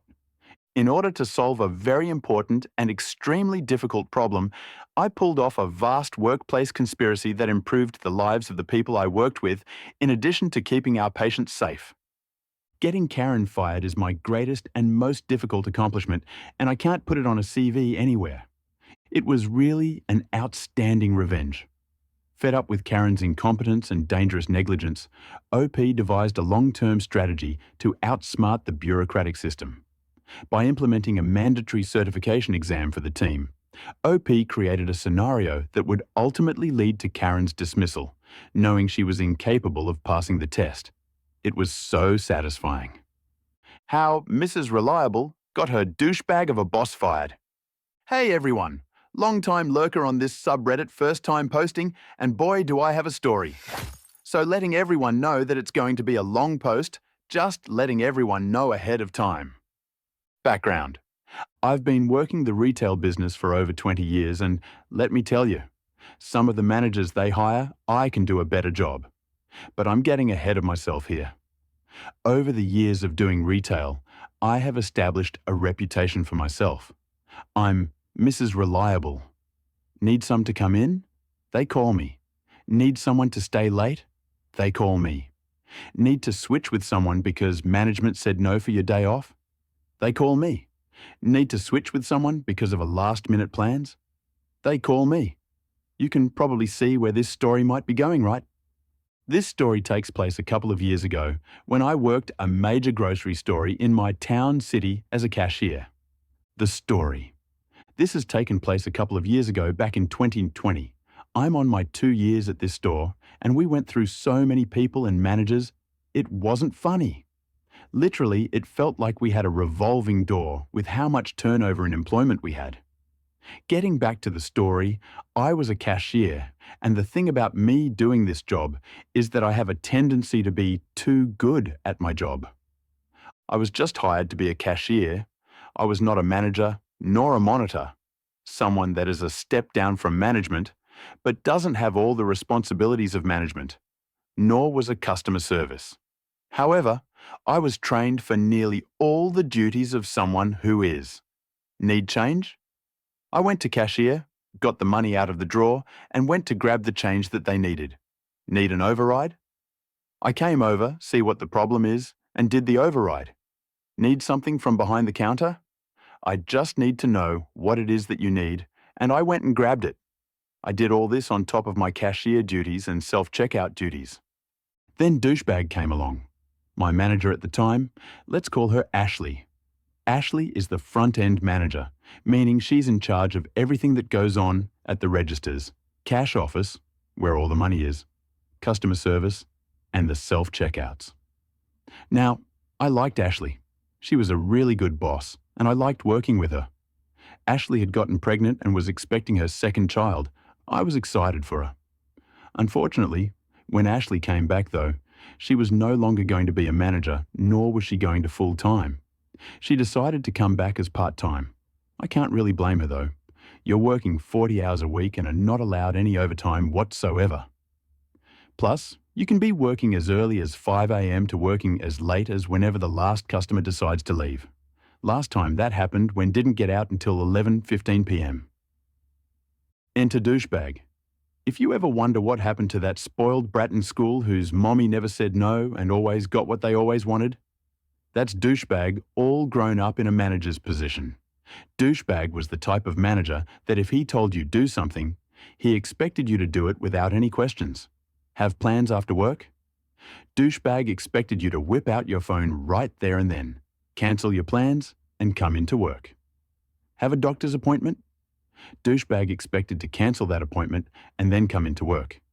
If you told him no, he would say in the most condescending tone, "Well, I need you to do anyway," and then just standing there scowling at you the whole time, basically trying to intimidate you by making you feel so uncomfortable by the staring until you cave. The setup. Now, I had my fair share of awful managers to the point where, if I didn't need the money, I would have walked right out right then and there and never returned. And I had my fair share of good managers. Douchebag was somewhere in the middle, leaning more towards the walking out. Now, with me, I'll admit, over the years, I developed a sassy, sarcastic personality. I'm blunt, no filter, say what's on mind, and I don't put up with people's bullshit. Apparently, douchebag never got the memo of my not taking people's bullshit. Around this time, summer was ending, meaning we were in the now hiring stage, and many positions were starting to open up in the store. Keep this in mind. What douchebag did to get me to start my pro-revenge. Strike one.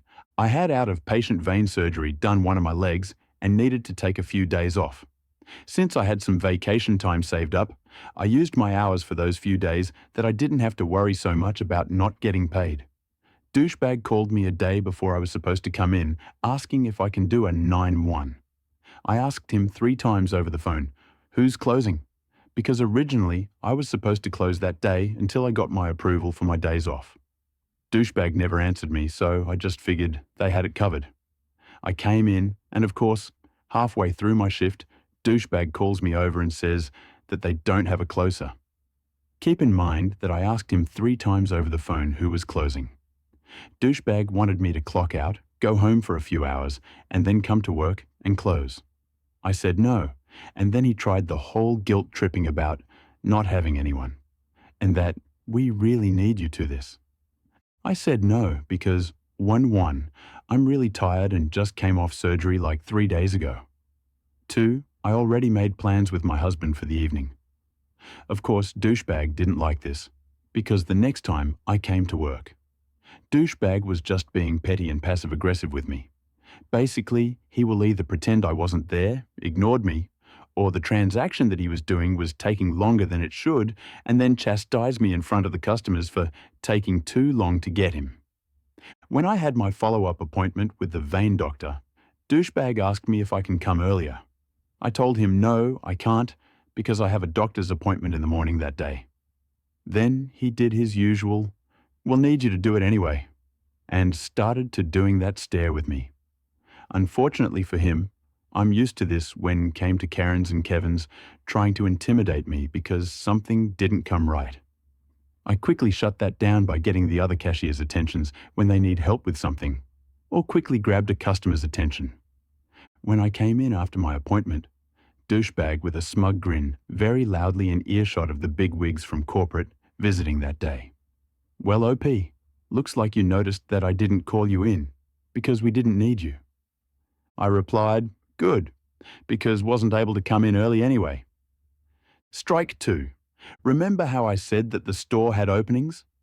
Well, turns out customer service needed some help, and the only way to get there was to ask your manager. So, I went to douchebag and asked about being at the customer service desk. With everything that I've already been doing, I was basically the front-end assistant manager without the pay and title. Douchebag said that he would get back to me, especially since I've been doing a great job.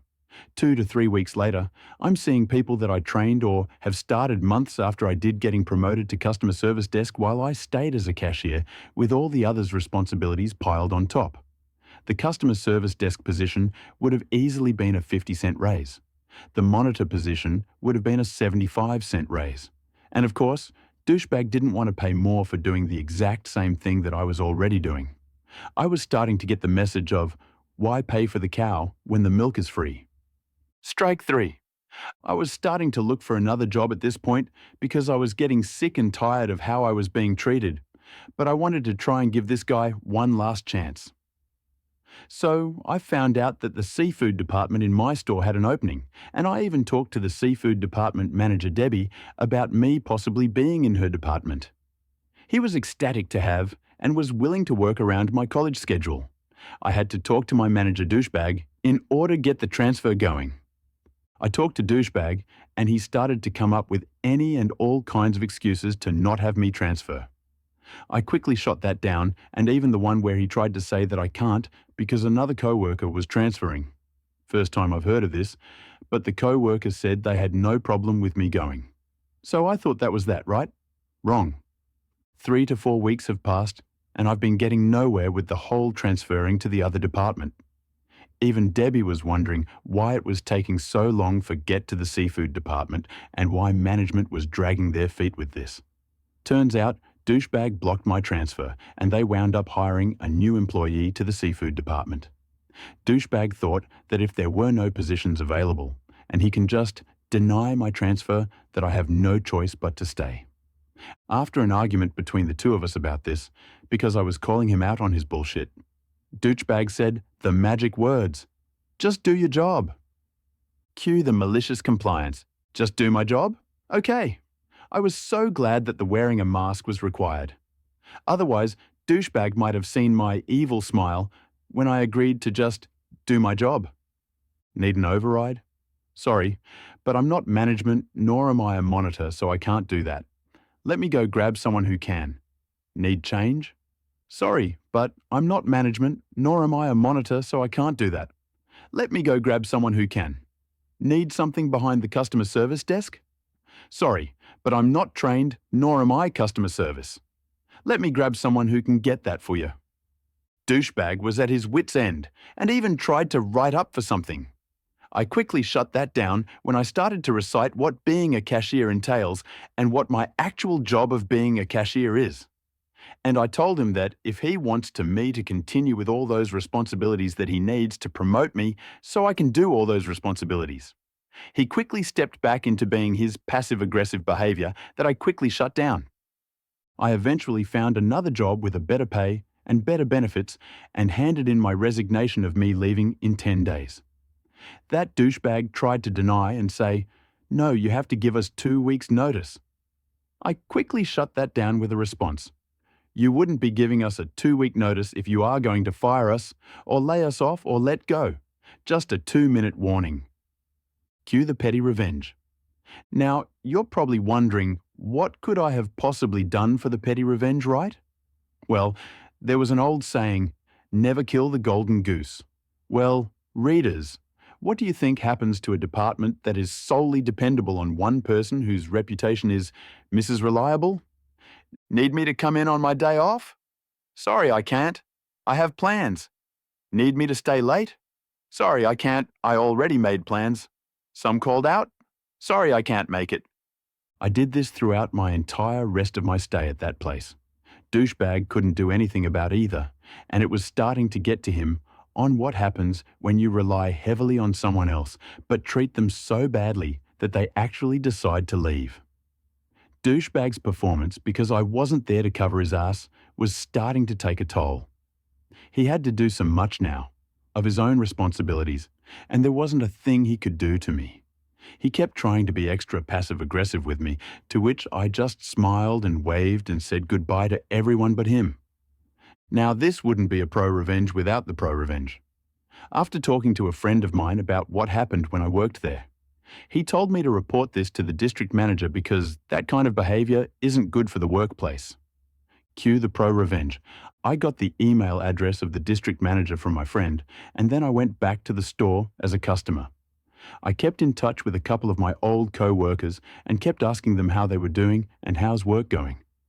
None of them had a problem in venting to me on how bad things were getting with douchebag. I asked if they didn't mind if I put their name in the complaint or if they just wanted to be anonymous.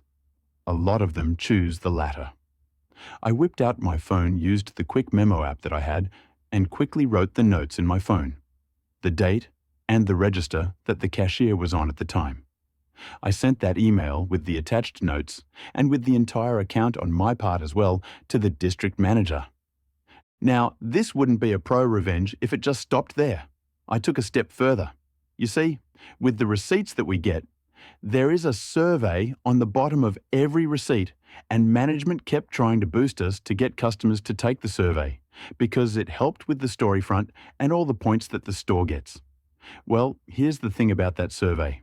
When you fill out the survey, including the comments, everyone gets to see it, and I mean everyone. Douchebag, the assistant store manager, the regional manager, the district manager, and the representative of Cooperate gets to see it all. So, you can imagine what I did.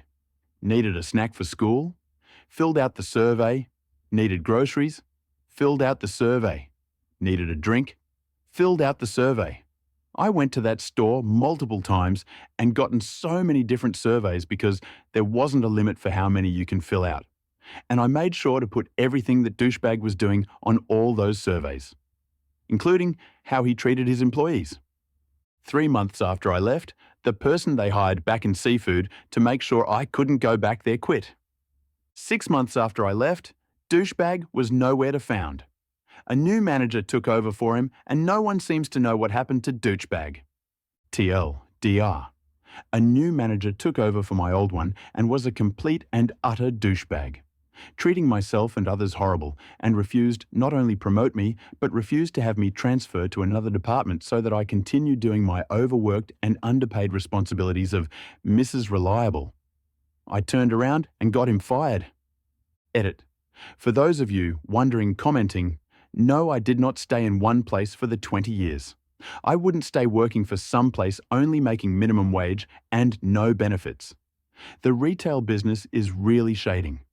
The only raise I got was when minimum wage went up, but during the pandemic, we all started making 30 cents more an hour. But when the state reopened and they announced that we will be going back to minimum wage, more than half the staff left. The 20 years of experience is me working the retail industry with different jobs. And before anyone asks, yes, I have applied to management positions.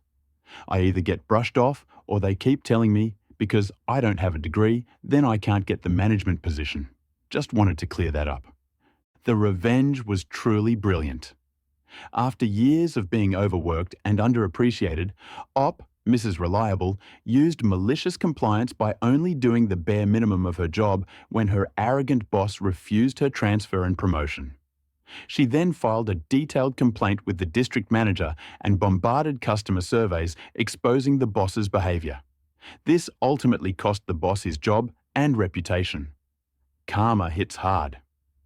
Pro-revenge story is from WordRoll. When someone tried to get you fired, but you have a reverse card. This incident blew up in March 2021, in the middle of lockdowns and stuff. It would probably be recognisable to people I work with. Hopefully, they don't read this thread, haha. It's a story about someone whose ambition was bigger than their ethics and the law, and it coming back to bite them. It's a bit long, sorry. TLDR at the bottom. At the time, I was working as a manager in a mid-sized business. While I was there, I was assigned a new member to my team. I'll call her Evil. Evil was in her mid-20s and was pretty fresh out of college. She was the kind of person who could talk your ear off about all of her ideas and plans and what she was working on, but never really seemed to have anything to show for it. When I talked to her about clients complaining that she wasn't getting back to them, she would always have an excuse about how difficult they were, how snowed under she was, and how she had written an email, but it must have gotten lost in spam. So on and so forth.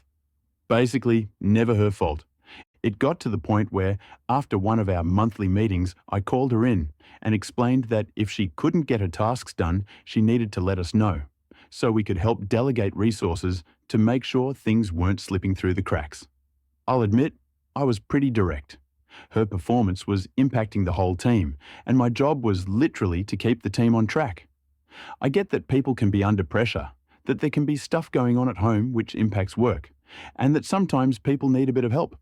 But if every time I ask about a project you say, yep, everything's good, I've got it under control, and then it all falls apart, and your only response is to blame the client, we have a problem. I explained that I wasn't going to start formal performance management or anything like that, but from now on, I'd like her to check in with me on Monday mornings for 10 minutes to go over objectives for the week and to check if she needed support with any of her clients.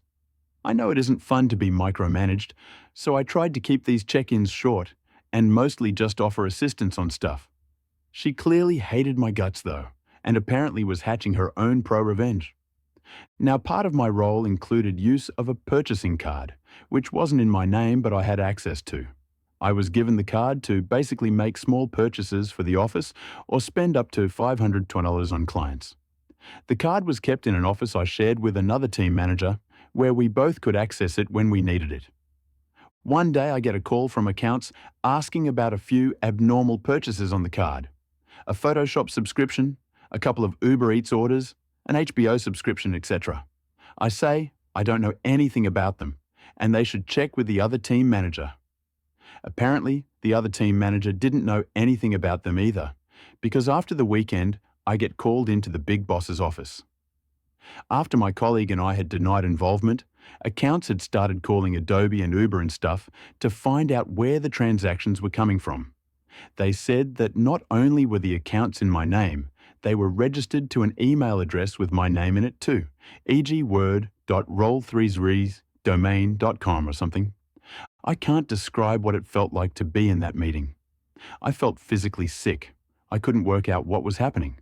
I was so shocked I didn't know what to say. I felt like I was about to get fired and I couldn't understand how that was even possible.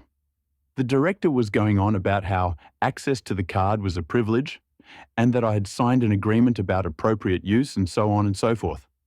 I denied that I had been using it inappropriately, and the boss listened, but I could tell he wasn't that convinced.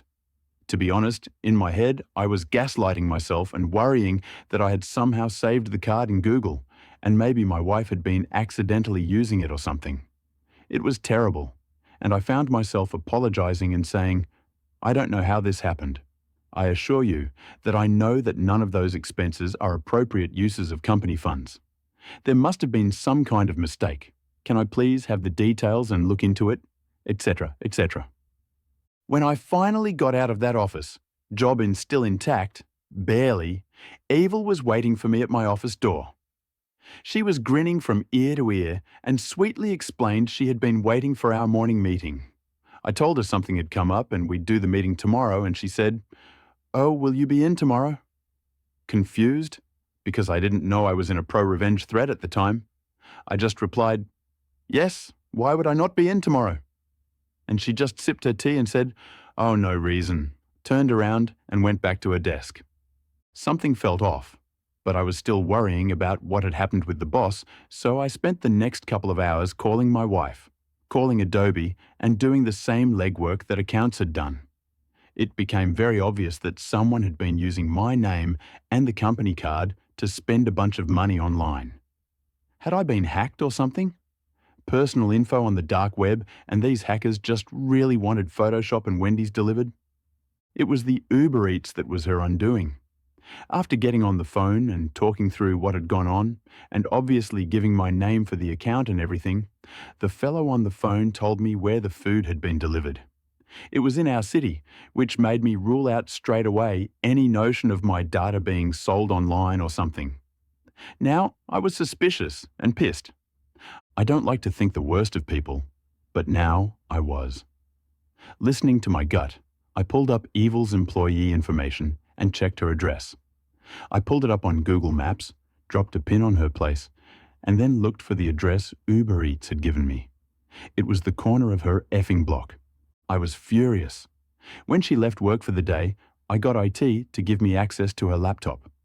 Sure enough, when I opened up her domain.com account under her listed accounts, was Word, roll3edomain.com. There were some things she had been smart about. The IP address she had been using was the office, which would have tied back to me. She had even had the food delivered to a different address. She had even made a fake email address. But saving her passwords on a work computer was a mistake. I called the boss that night and explained what I had found, and kept the IT guy with me to support the fact that I hadn't just logged into her computer and made it all up. The next day, the boss called her into the office and fired her so bad there were red trucks lining up outside the building. When she teary-eyed left his office, I made sure I was standing in the hall sipping a cup of tea. It had gotten cold while I waited for her, but still tasted sweet. I hope she went home that night, because if she did, she would have received some nice goodbye Wendy's delivered by Uber Eats. Paid for on my personal card, of course. Revenge and justice can be the same thing, right? In the end, she was fired. The boss apologized, and we were on good terms when I left in October for a new gig. She never apologized, and I haven't seen her since. The boss decided not to get police involved, and neither did I. Just didn't want the hassle. TLDR. One of my fellow employees steals a company card and starts making Uber Eats and other purchases in my name to get me fired. I find her out and get her fired and send her some going away Wendy's to help her out the door. The revenge was prompt and striking. Evil made unauthorized purchases using the company's card and blamed OP for the theft. However, the investigation and some mistakes that Evil made during this revealed that it was not OP, but Evil, who misused the company's resources. This revelation ultimately led to Evil's removal from the company. Evil's departure was satisfying. The next story is evidently_apostate. I love you, bud, but I'm cutting your throat. I'm a millwright who specializes in rebuilding natural gas turbines. I run with a very top caliber crew where everyone has a role to fill. My role is overseeing anything that's lifted with a crane. My technical title is rigger. If a load falls, it's my fault. If someone gets hurt while I'm in control of a lift, it's my fault. If equipment is damaged while I'm in control of a lift, it's my fault. The incident in question happened about 2 years ago, but we'll need to go back a couple years farther to get the backstory. I was a fresh member of the crew and had demonstrated competency in rigging, so after roughly 6 months with this group, my superintendent put me in charge of all rigging. I wasn't the fastest rigger, but I was safety focused and insisted on doing it right every time, even if it took a little longer. This meant that my superintendent didn't have to watch over every rigging task and could go relax because I had it under control. Another millwright joined the crew about the same time I did. We'll call him Larry. We didn't get along at first, but after a few months, we became friends. Larry was the act now, think later type. Much like the superintendent I travel under, Larry was prone to making mistakes because of that attitude, but he was very fast and worked like a mule at all times, and I respected that.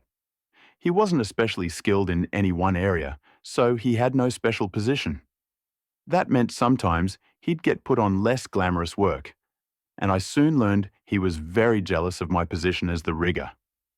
At times, he would make comments like, "I'm going to take your job," not in getting me fired, but bumping me down a rung and him taking my spot as rigger. He'd come up behind me while I was looking over my checklists to point out something I may not have checked yet. If supervision was near, he'd make sure he was heard. At this point, I should mention this. I stick out like a sore thumb on this crew. I was raised in a very strict Christian cult, but in my mid-20s, I realized what was going on and left, at great cost, losing my family and friends because of strict shunning rules the cult practices. Some of the stricter things stuck with me. Like I've never been intoxicated. I don't use tobacco. No recreational drugs. I speak professionally, without slang or colloquialisms for the most part. These traits stick out from a crew of men that travel the road and work in harsh environments away from home for months on end. But Larry, he fits right in. Larry quickly became the superintendent's puppy, bringing him gifts of his favorite alcohol, staying out late after work with him, even rooming with him on the road. I, on the other hand, leave work, hit the gym, cook my food for the next day, and make sure I get at least 6 hours of sleep so I can perform the next day. I realize that puts me at a disadvantage socially in the workplace, but I prefer to let my work speak for itself. Anyways, fast forward about 18 months. We're starting a project just before COVID hits. About 2 weeks into the job, I have to attend a mandatory class through my union. It's a 40-hour class and in a different state, so I'll be gone for pretty much an entire week with travel time. I get permission from supervision and leave, with Larry rigging in my absence. A few days later, I'm lying in bed stressing out about the final test I have to take the next morning. If the test isn't passed, the entire week is wasted. I always psych myself out before a test, but in reality, I don't have anything to worry about as I'm a good student and test well. My phone goes off. It's a text from Larry. "I love you, bud, but I'm cutting your throat." I reply, "What are you talking about?" "When you get back, I'll be the rigger. You can do the shit work from now on." I'm not proud of the response I came back with, but it's how I truly felt in the moment. Be careful about cutting the throat of someone smarter than you. I'm far from the smartest person you'll ever meet, but I do enjoy reading, studying, and learning. And being smarter than Larry wasn't an accomplishment by any stretch of the imagination. The next morning, I passed the test and headed back to the job, where Larry had in fact usurped my position as rigger and was lording it over me as I went about doing the tasks he normally would do. To be completely honest, it was kind of like a vacation at first. Get paid nearly $40 an hour to clean parts or torque flanges with no stress? Sign me up. But I was upset. I was upset because I knew I did my job better than he would. I knew that he got along better with the superintendent because of their similar personalities, but I didn't feel that I should lose my position simply because Larry had more in common with our superintendent than I did. Regardless of that, I was now dealt these cards, and I had to play them. Just 3 days after I got back from class, though, the job was shut down. COVID-19 was just now sweeping the country. Out of an abundance of caution, the plant shut the project down until further notice. We were sent home for about 3 days and then called out to an emergency shutdown where a turbine had crashed. We roll out and are on the job 48 hours later, in the middle of nowhere, Alabama. We get right to work. On this particular unit, you pull the entire roof off in 2 sections with a crane to open the enclosure. Compared to many things we lift in a project like this, the roof weighs very little. The turbine rotor may weigh over 100,000 lbs, but the roof usually weighs around 7,000 lbs. Lightweight. But it is large and there are critical parts around the roof that can be damaged if not lifted carefully. Typical procedure is to be on top of the roof after it's unbolted, be in a full body harness, and tied off to an approved anchor point capable of holding at least 5,000 lbs per OSHA regulations. We then slowly take the weight of the roof with the crane until it's floating and then climb down off of it and continue the lift until it's set on the ground or on a truck to be moved. The superintendent instructs me to go on the roof with Larry and assist him. Do whatever Larry tells you to do. Okay, boss. I put on my harness and climb to the top and begin to assess the situation. The rigging to lift the roof is 4 to 5 ton chain falls. It's capable of safely holding 20 tons. Well over the weight of the roof, the crane is also well overrated for this lift, even with the boom extended all the way out in order to clear another building on the way to the ground. Larry has it all rigged up, but no tension on the wire rope slings. And then I notice his crucial mistake. He has forgot to account for boom deflection. When a crane takes the weight of a load, the boom flexes down. Depending on the crane setup and the weight of the load, it can mean that while your crane hook might be centered in your load with no weight on the hook, once you get the weight of the load on the crane hook could be anywhere from a few inches to a number of feet off center, which means that when the load comes off the ground, it swings. Swinging is bad. Always. Enough weight swinging could tip the crane, crash into equipment, crash into a person. It's very dangerous. At this point, I start calculating, is this weight enough, even swinging, to tip this crane? No, Not even close. Is it enough to break a chain fall? No, not even close. Are there any people working around us that could get hurt? Nope, it's just us. Is there any equipment that could be damaged if it swings? Yes. An electrical control panel, which has all power killed to it and has been disconnected, is in the swing path. I decide to let Larry hang himself. He looks at me and asks what I think. I tell him, "This is your show, boss." He asks what I mean. I look him in the eye and draw my finger across my throat. He gets nervous because he knows exactly what I mean. Starts double-checking everything. He still doesn't notice the boom deflection. After a couple minutes, he decides I must be talking out of my ass and proceeds with the lift. I stop him and remind him to tie off with his harness. He doesn't realize it, but we're about to go for a ride. Generally, when I'm rigging, I first find out what the thing I'm rigging to weighs. It's a vital piece of information. If I know what it weighs, I can have the crane operator track how much weight he has on the crane, and I'll be able to know when the object should start to pick up. If we get to over 10% more than the object should weigh, there may be something stopping it from moving, and we need to stop and reassess the situation. Rigging could fail, the object you're lifting could jump into the sky. All kinds of mayhem may ensue if a hidden bolt holding something together breaks because you used too much force to lift it. I ask Larry if he knows how much the roof weighs. He doesn't. I do, but don't tell him. He starts signaling the crane to slowly hoist up. The operator complies and starts lifting. I'm watching the boom get pulled more and more off-center. We're probably 2 feet from the center of the load at this point, meaning a swing that could travel nearly 4 feet. I stop Larry and ask him to see how much weight is on the crane. $11,000, 4,000 more than what it should weigh. This roof is in a bind because we're not picking it straight up, but at an angle. It's either not going to move, or we're about to fly. I brace myself. "Hoist up, slowly," Larry calls over the radio. Boom! The whole roof shoots a good 2 feet into the air and swings wildly towards the control panel. Larry and I are riding it like pirates in the crow's nest in a hurricane. We crash into the control panel, bending it over at a 45-degree angle, destroying most of its components. People start pouring out of the nearby trailers to see what the commotion is all about. The crane operator is yelling over the radio, asking what the hell just happened. I'm smiling. Larry is shaking. He sees me smiling and knows that I knew. We get the roof set on the ground and are met by our superintendent. He's chewing Larry's ass hard. He gets to me and asks why I let it happen. I just say, I just did what Larry told me to do. The superintendent is no dummy. He's seen a thing or two and knows exactly what went down. Larry is demoted and I'm reinstalled as rigger immediately. And a few shifts later, it's all smoothed over. Larry and I are actually good friends now. We've been through a lot together and have each other's backs these days. He's now the foreman on our crew and lets me do my thing. Failing your way to the top is still a valid way of progressing in my field. But I'm happy for him. He's actually good at it. And I guess that's all there is to say about that. The revenge was really impactful and incurred benefits to the OP.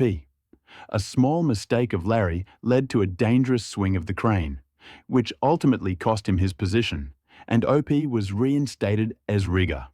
It was really a satisfying revenge. Our revenge story is from M31TD0WN. Tried to throw me under the proverbial bus, ran herself over. I was building an online training module at work that is intended to teach existing users how to work a new process. It has interactive elements, quizzes, segments to work through a few sample scenarios, etc. Now, we'd recently got a new associate director who, from what I can tell, advanced through the company by throwing other people under the bus. She gets promoted not for her own merits, but because at the end of the day, she has less mud sticking to her than other applicants. It's uncanny to the point that there simply had to be more to it than stupid office politics. I'll get to that in a bit. So, after I have the first draft of the module done, it gets sent out for the usual round of testing, and there are, of course, a couple things that need to be corrected. I build the module off the notes the subject matter experts leave me, and a few things inevitably get lost in translation. But this new associate director just rips it to shreds, complaining that it's completely incomprehensible, needs to go into much greater detail, asking questions about nearly every individual mouse click in the sample scenarios, and overall stating that it's impossible to follow. The thing is, this module is intended for our finance department, for people who have a background in finance and have already been trained on how to use our internal software. She is a training services associate director with a teaching background. The module isn't supposed to make sense to a former middle school social studies teacher. It's supposed to make sense to people with finance degrees. I push back and try explaining this to her in a million different ways, but she's having none of it. So I have to go back to the subject matter experts with her 20 pages worth of criticism. And at first they think I'm joking. I had to forward her email before they finally believed me. So for the next 2 weeks, we're going over every nuance, including readdressing everything that was covered during their 3-week classroom training. How to set up their network drives, how to set up Outlook, including things as nuanced as if you don't know how to set up your email signature, click here. I mean really basic stuff that has nothing to do with what the module was originally supposed to teach. But I now had to include it all because our new associate director couldn't find the on switch if you stapled her finger to it. This wastes my time, the subject matter expert's time, and time spent re-recording all the voice work. If you've done voice work in the past, you know you never get it in one take. After it's all done, I send it back out for review and approval, and the associate director simply doesn't respond. A week passes. The finance director takes an interest in why this module is almost a month overdue. I go to forward the associate director's email again, except now I can't find it. Odd, seeing as how I have a hoarding problem when it comes to email. I check with one of the subject matter experts I was working with. He can't find it either. Turns out none of us can find it. It's gone. So I check with a friend of mine in IT who, after a little detective work, discovers that a week ago someone did a compliance delete on the Exchange server. This basically is a seek and destroy for messages meeting certain criteria. In this case, a specific phrase she used in her email. I start digging through Outlook, trying to find particular emails related to this that might be used to defend my actions. And they're all gone.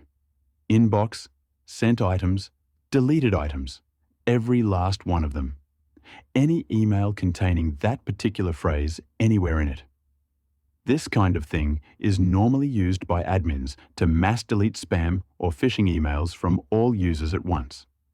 Except in this case, someone apparently deleted emails that showed evidence of her awful decisions. My friend in IT can smell a juicy story a mile away and was very interested in seeing where this went. She recovered the deleted emails, and I promptly saved them to a flash drive.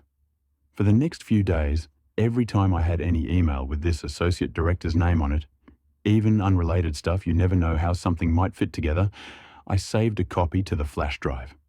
I informed the subject matter experts to do the same, and we started building our offline evidence locker. I didn't want to blow the lid on it just yet. I wanted to see if my suspicions were correct. Maybe a lifetime of watching spy movies and cop dramas had corrupted my thinking. Maybe there was another explanation. Who knows? It could happen. I'm not God. I don't know everything. I'll play defense. So after several weeks in total, trying to appease this associate director's unquenchable thirst for irrelevant details, and then getting ignored for a week, she finally publishes it and sends it to the finance director to approve so it can go live. Woo! Except the module, which was supposed to be a 30-minute online course, now contained 3 hours of content and went down several irrelevant rabbit holes that had been deemed critical supporting information.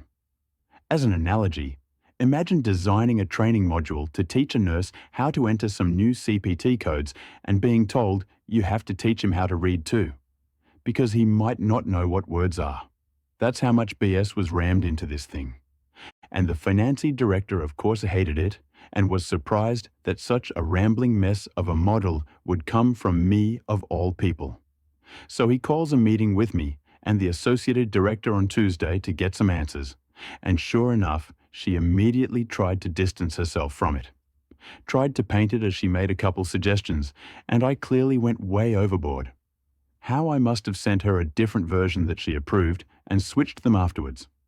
That's not even possible. It would get thrown back into a draft status.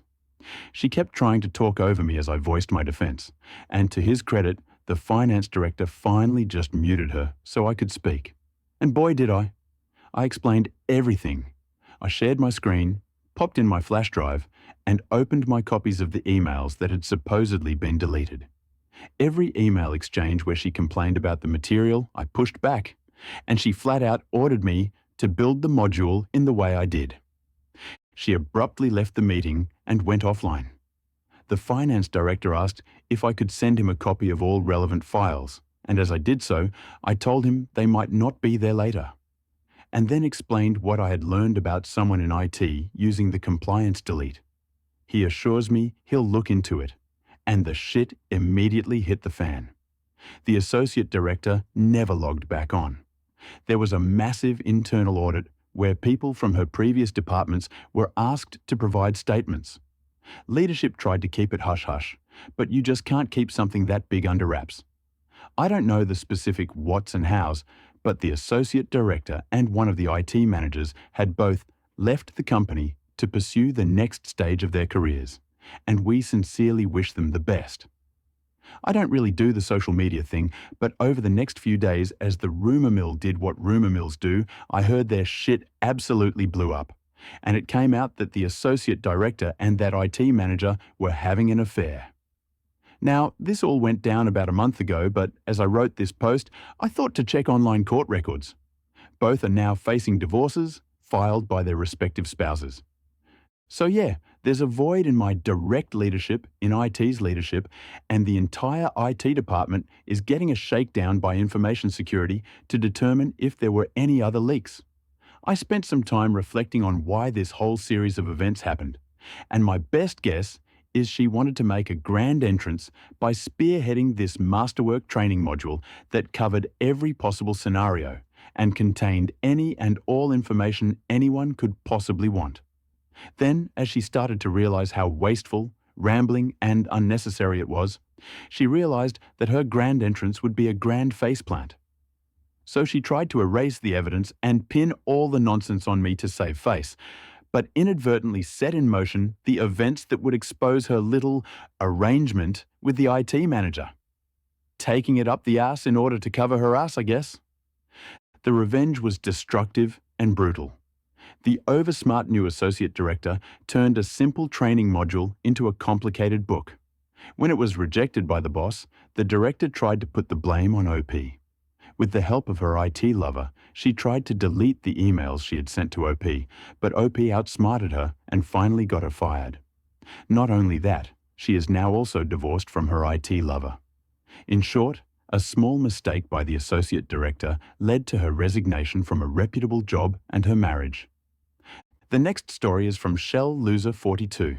Stealing my GF's Wi-Fi strained, or ended, their relationship. Hi gang. First, last time I posted here, I made a doo-doo with my story, and comparing it with some of the other stories here, I can only agree in hindsight. I know it means nothing on the scale of Reddit, but I'm sorry about that mishap, and wanted to fix my mistake. Then, my GF reminded me of this story today. Backstory. After my girlfriend moved to her new apartment closer to both her sister and myself, she obviously wanted internet. Although she isn't fully tech-savvy, she does know her basics and thus explicitly asked the provider if she should be worried about admin kind of Wi-Fi protection. She was assured that it was all fully safe out of the box. No admin. In fact, just press a button to connect her laptop and her Wi-Fi network would be fully secured. The incident. So a few months or years later, my GF started to notice that her internet speed went down. This became very apparent while video chatting with some of her family members in Japan. Like I said, my GF knows her basics, so she knew that it didn't have to be the internet connection itself. It could also be her laptop. Or maybe the network cables had eroded due to age. She decided to cover as many options as possible before contacting her ISP support desk, so she asked me to help. I'm a geek, and I worked within the field of ICT for over 30 years now, mostly as systems administrator, but also as IT manager or co-manager, during which I'd still try to keep taps with my colleagues and even cover shifts if the need arose. So visiting my GF and getting to show of my L33T IT skills, it took me a moment, but I discovered the issue. Someone was leeching of her Wi-Fi. Technically, the ISP support staff were right. This wasn't a admin kind of thing anymore. It was completely randomized. Sort of. You see, on their routers, the Wi-Fi password was the same as the random SSID, aka network name. What the F? I was quite angry at both this incompetence as well as the blatant disrespect for my GF's privacy. Maybe a bit too much, but yeah. Sure, for some people this is only about getting internet. But what many people overlook is that such leeches also gain access to your private network. So basically, they could also access any public Windows or Mac shares you may have active, not to mention any other connected devices. Fortunately, my GF knew her basics, as I mentioned earlier, but I was still angry. The revenge!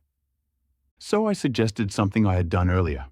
Let's replace this POS router for a professional device.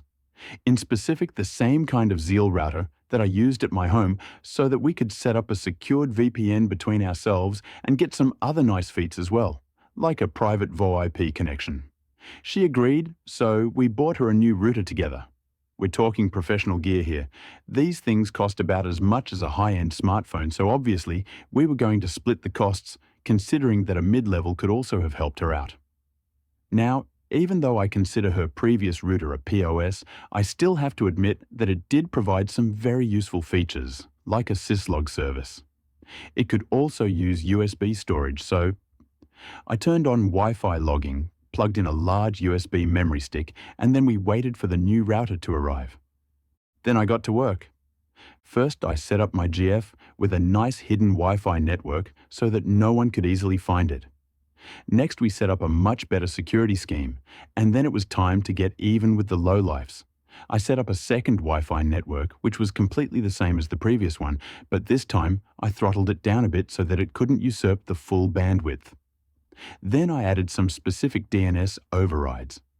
DNS is a service on the internet which translates names into IP addresses, which is what your computer needs to connect to something.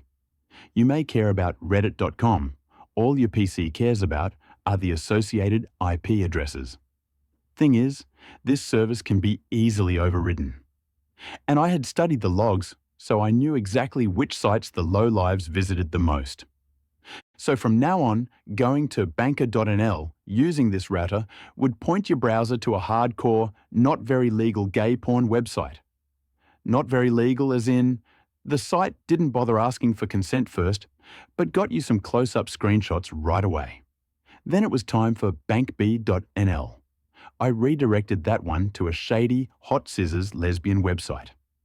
I also noticed that a certain web shop was sporadically used by the leeches, so I decided to redirect that one to a relationship counseling website. When you think your spouse is cheating on you, come to us. It was around that time when I noticed that my GF's router was using a more modern firmware than I had on my router. This one also provided web redirection services. Companies can use this to redirect specific websites based on their URL to a local or remote web page. So, say you don't want your staff to use social media, then you could just tell the router to redirect, say, facebook.com, to a local web page which explained the no social media allowed policy. Much to my delight, this service also supported a randomizer trigger. See, I still remembered a website from the early days of the internet. Something about a goat from Sweden, which was so horrible that it became a meme on its own. Seriously, a look at that picture could never be undone anymore. There's a reason I still remember the horror now, an easy 30 years later. So, I looked for and found a replacement, and then happily added that to a randomized redirection service. So every once in a while, the leeches would open their favorite website as, and no matter whatever kind of site they asked for, they'd always end up with something completely and utterly disgusting on their screen. Then we waited.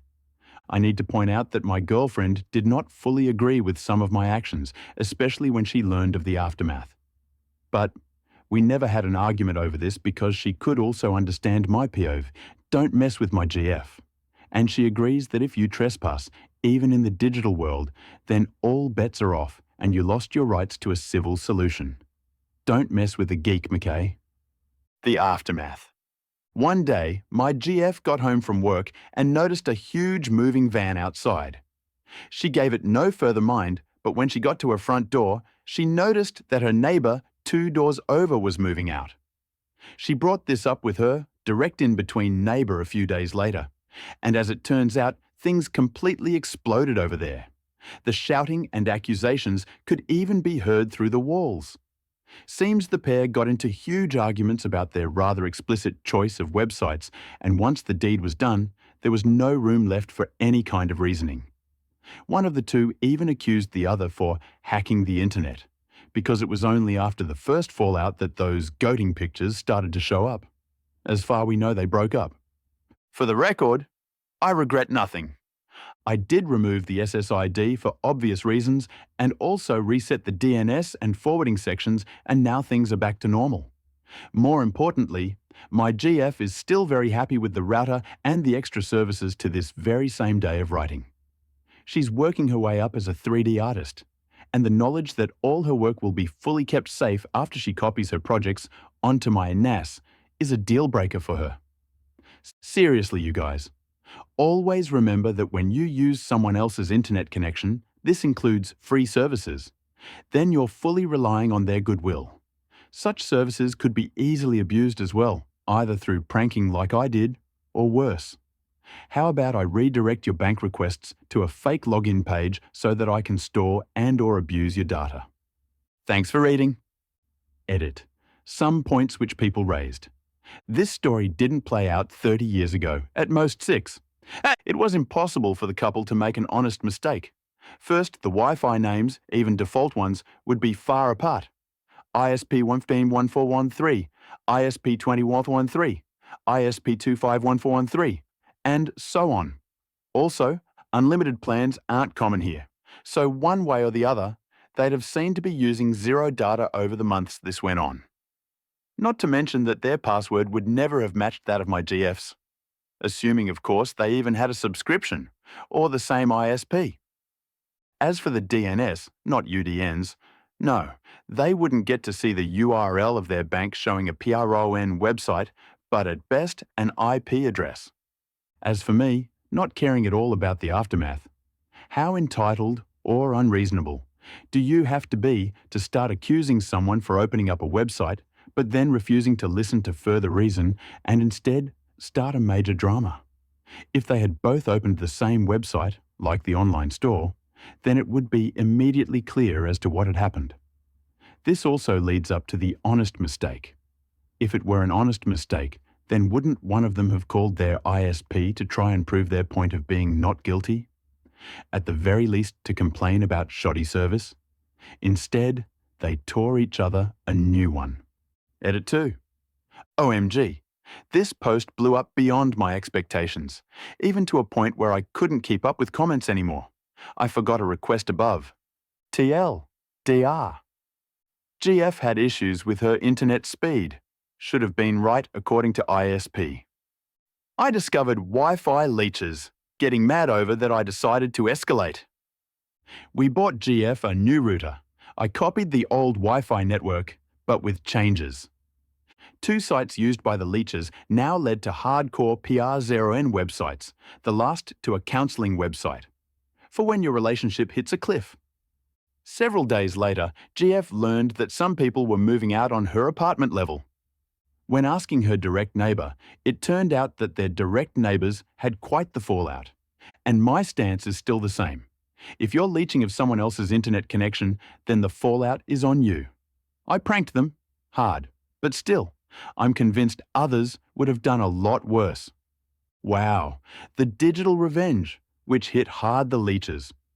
OPs throttling the network speed and redirecting the leeches' most visited websites to explicit and disturbing content such as hardcore porn and shady sites was satisfying. It was really satisfying. With an extremely interesting story from Viper 30000. Turnabout is always fair play. I'm not sure if this one belongs here, as I was not the one actually wronged. My revenge was taken for someone I have never met, and I honestly don't know if they personally got any satisfaction from it. I do know what it did to the perpetrator, and that it satisfied me, so I'll let the readers decide. Like many of my tales, this one takes place in the distant past, before cell phones were common and before universal caller ID was the norm, in a time dinosaur most likely roamed the earth.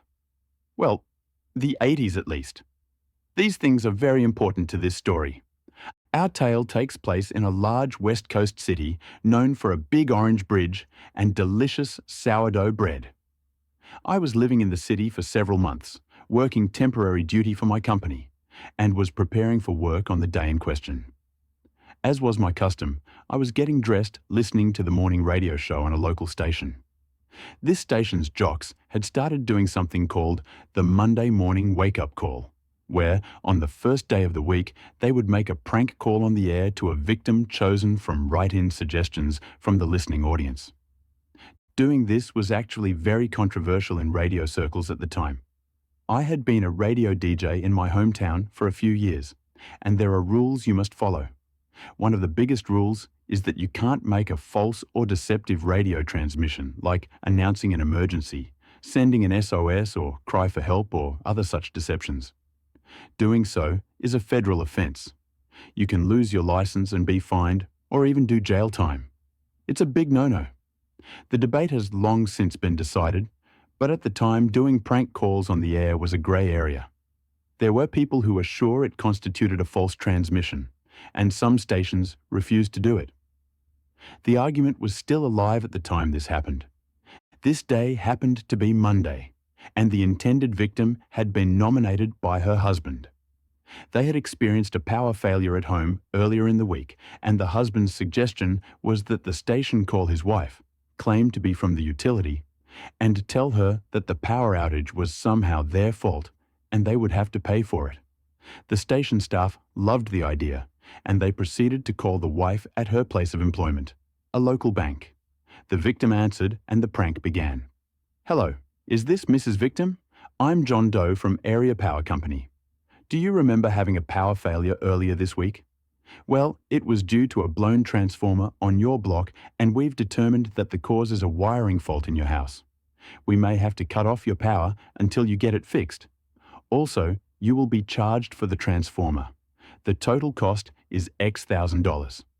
Would you prefer we put that on your utility bill, or do you want to make other arrangements to pay?"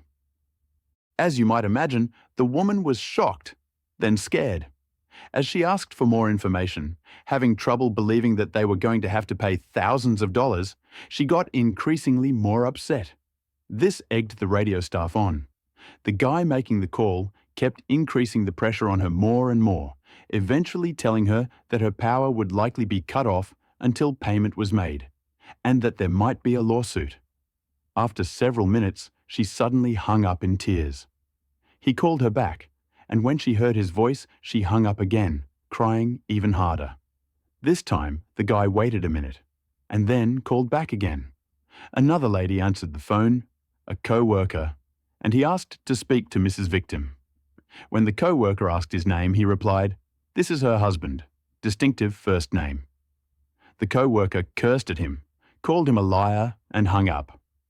The radio studio was filled with laughter. The jocks thought it was hilarious. They took calls from listeners who were all laughing and talking about what a great prank it was. They finally got the husband on the phone, he of the distinctive name, and he was also laughing and joking that he'd surely be sleeping on the sofa tonight. He was congratulating the radio staff on the fine job they had done terrorizing his wife. The radio hosts promised the listening audience that, because the prank was so funny, they would certainly be playing the whole recorded prank again at noon, so be sure to be listening and call your friends.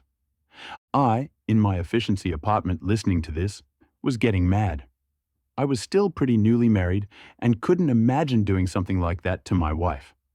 All I could think of, while the staff and listeners on the radio were laughing, was that, a few miles away, A young woman was in the ladies' room crying, probably with co-workers trying to calm her down.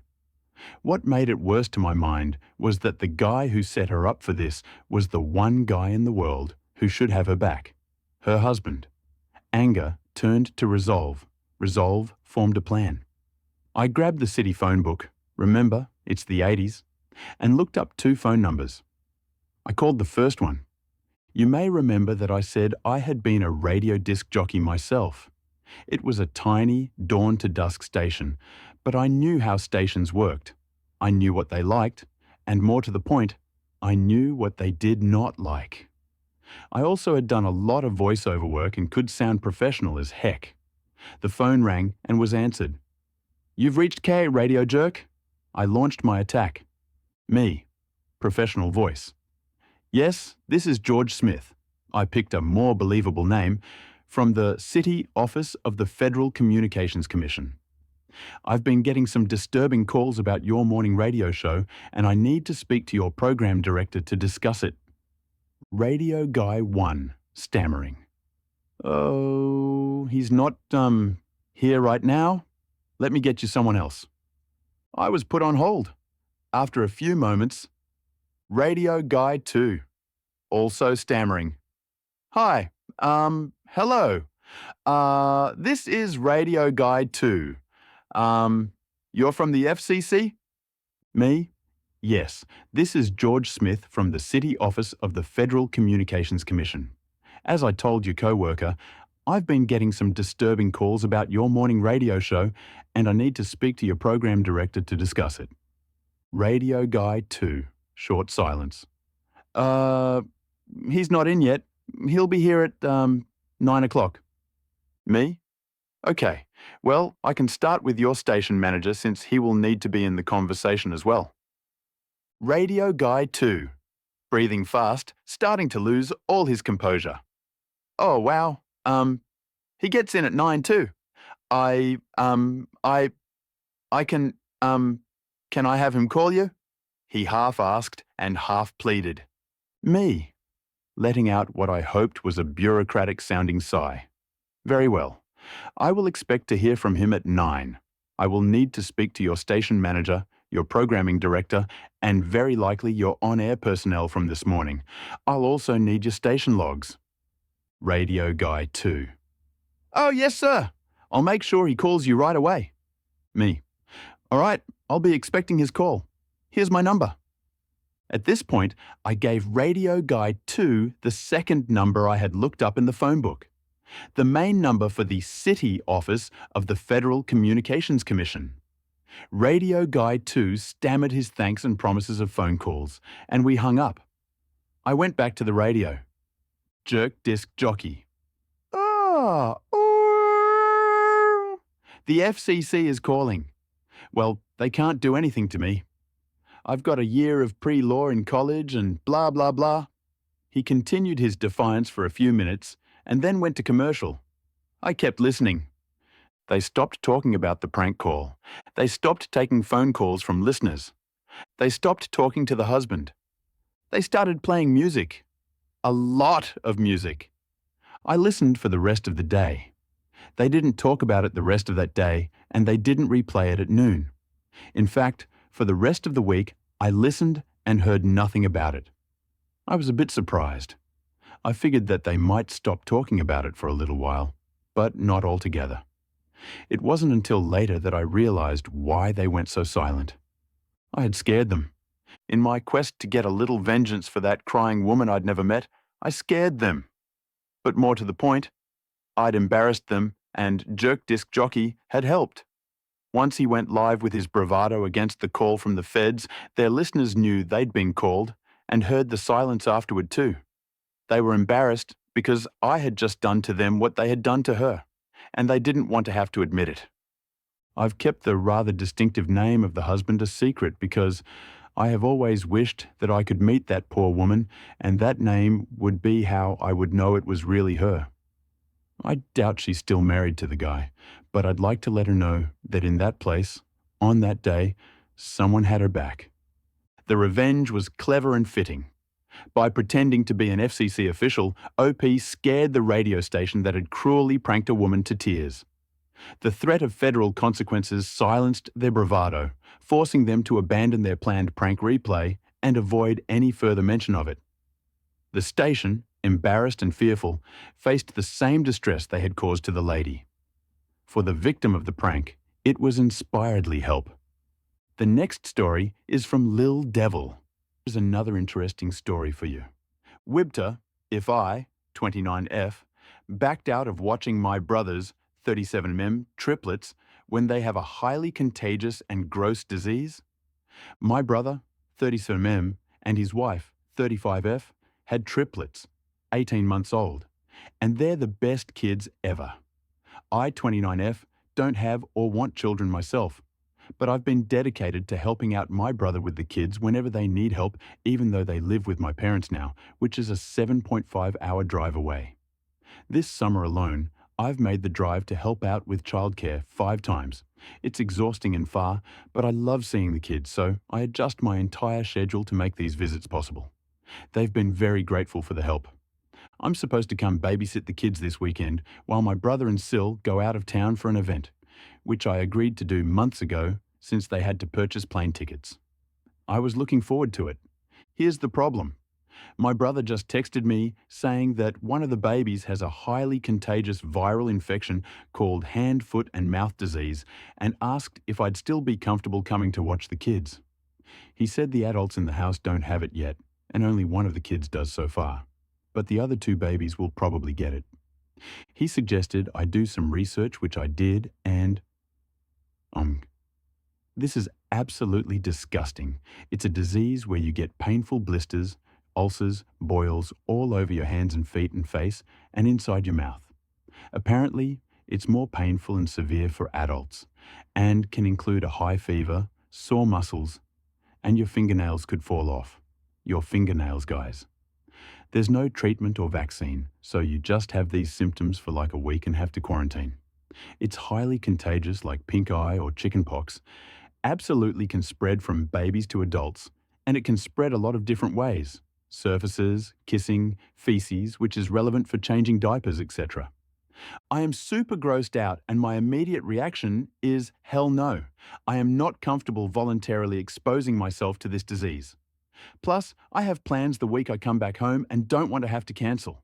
And this whole thing sounds absolutely disgusting. But I would feel bad cancelling when I agreed to do it so long ago, and they'd likely have to cancel their trip, which maybe they should do anyways since they've been exposed. I called my mom, who was going to watch the kids with me this weekend, to get her take, and she thinks I'm being overly dramatic because most kids get it, so it's no big deal. Everything I said above was from Google, so not sure how I'm being overly dramatic. But even so, my parents, my brother, and my SIL all live in the same house and have already been exposed to the contagious child, so it's too late for them. The idea of voluntarily exposing myself to this disease is making my skin crawl, but I don't want them to have to cancel their flights. That being said, I can think of 1,000 reasons why I shouldn't go, including my fingernails falling off. And the only reason I should put myself in this situation I'm uncomfortable with is to be a people pleaser. So, Wibter, if I backed out, edit and update. Thank you for everyone who's responded with advice, especially the parents for providing their perspective. I have a few clarifications and an update. First of all, my brother and Esil haven't officially decided they're still going on their trip. I think they were just asking me to weigh their options and figure out what to do. They did say that if they were showing symptoms, they would cancel their trip. They just found out about all of this today, so they're trying to figure out what this disease is and how to proceed. The baby is showing mild symptoms so far, so it's not like they'd be leaving their child in agony. They would never do that. They have always prioritized their kids' safety and health above all else. Secondly, I suppose I should have seen this coming, but I would like to address those saying that they're bad parents. This could not be further from the truth.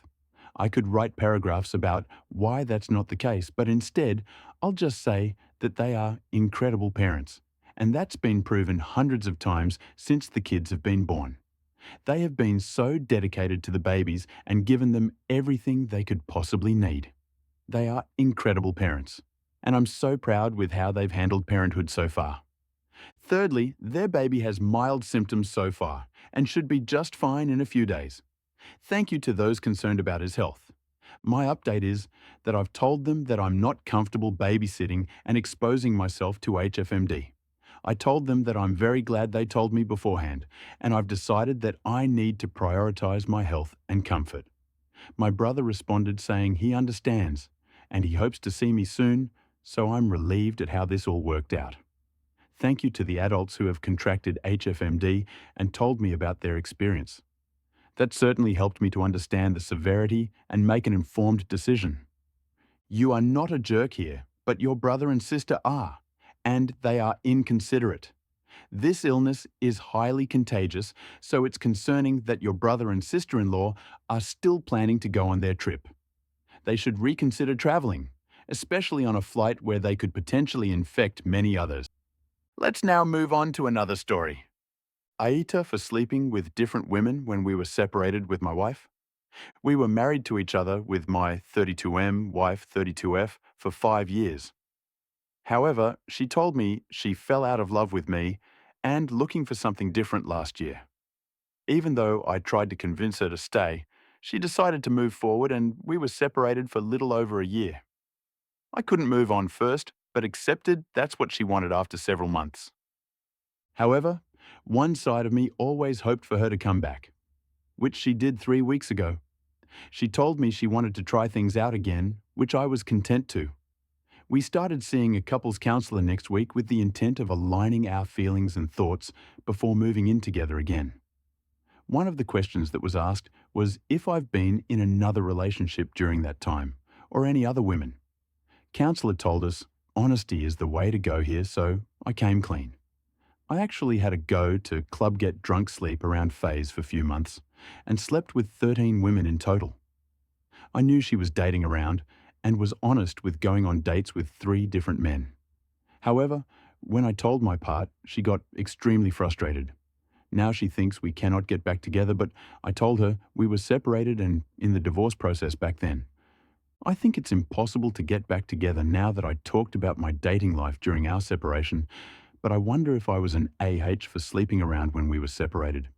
You weren't the AH. Your wife wanted to separate, but she didn't want you to sleep with any other woman. Now that she realizes you didn't spend the time just waiting for her, she probably understands she isn't irreplaceable as she thought.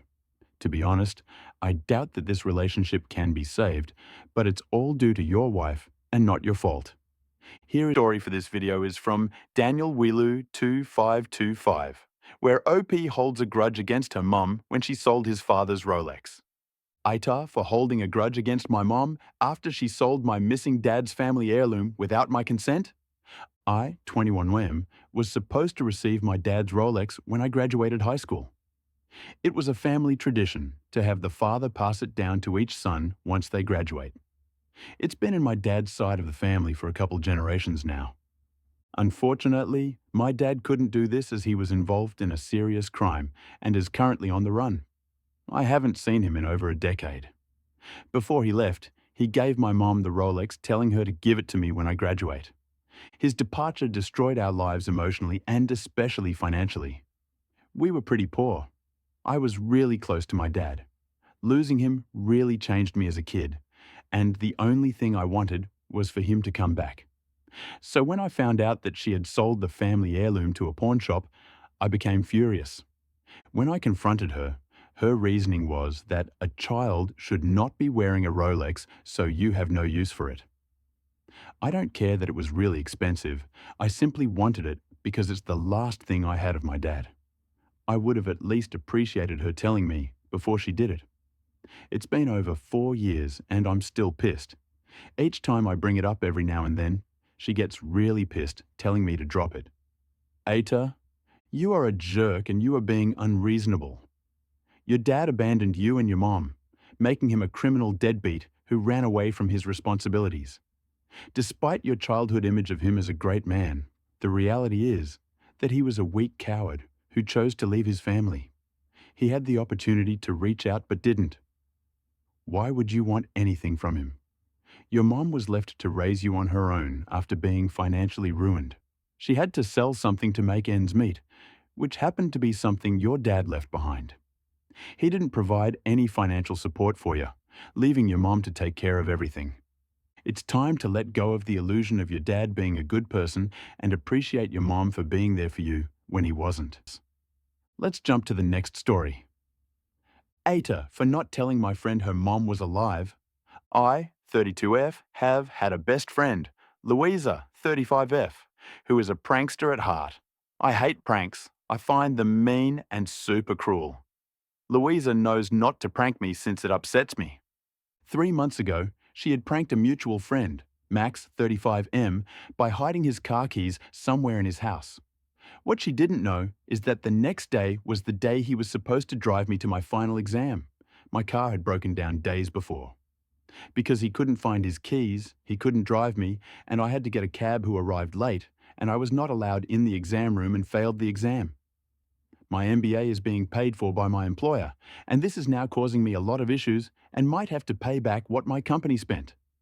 To make things tragic, the day after my failed exam, Max's mom got into an accident while on vacation in Florida. We live in Georgia, and couldn't drive to the hospital since he was still missing his keys. Max's mom ended up passing away before he managed to get to the hospital and was alone for 2 days waiting for her son. Louisa knew this, but still didn't tell Max that she had hidden the keys or offered to help. It took Louisa 3 more weeks to confess that she was the one who had hidden the keys. Both my friend and I were furious. A few days ago, Max decided to take revenge by calling Louisa with a fake number and pretended to be a doctor calling from a hospital in Ohio, where Louisa's estranged mom lives. The doctor then proceeded to let Louisa know that her mother had passed away, and she was her next of kin, and asked Louisa to come to the hospital. Louisa was obviously distraught and left for Ohio the next day. When she arrived at the hospital, there was no record of her mother, and that's when she found out the call was fake. She called me from Ohio to ask if I knew who had pranked her, and I told her it was probably somebody whose life she ruined because of her stupid pranks and hung up on her. Now she's convinced I was in on the prank, and she got all of our friends to turn against me and Max. I wasn't aware of the prank until after Max called her, but I also didn't warn her before she left for Ohio. Aita? Edit 1. Answering a few questions once and for all. Why did Max wait 2 days to get to his mom? He didn't wait 2 days. It took him 2 days to get from point A to point B. The car journey alone is 10 hours.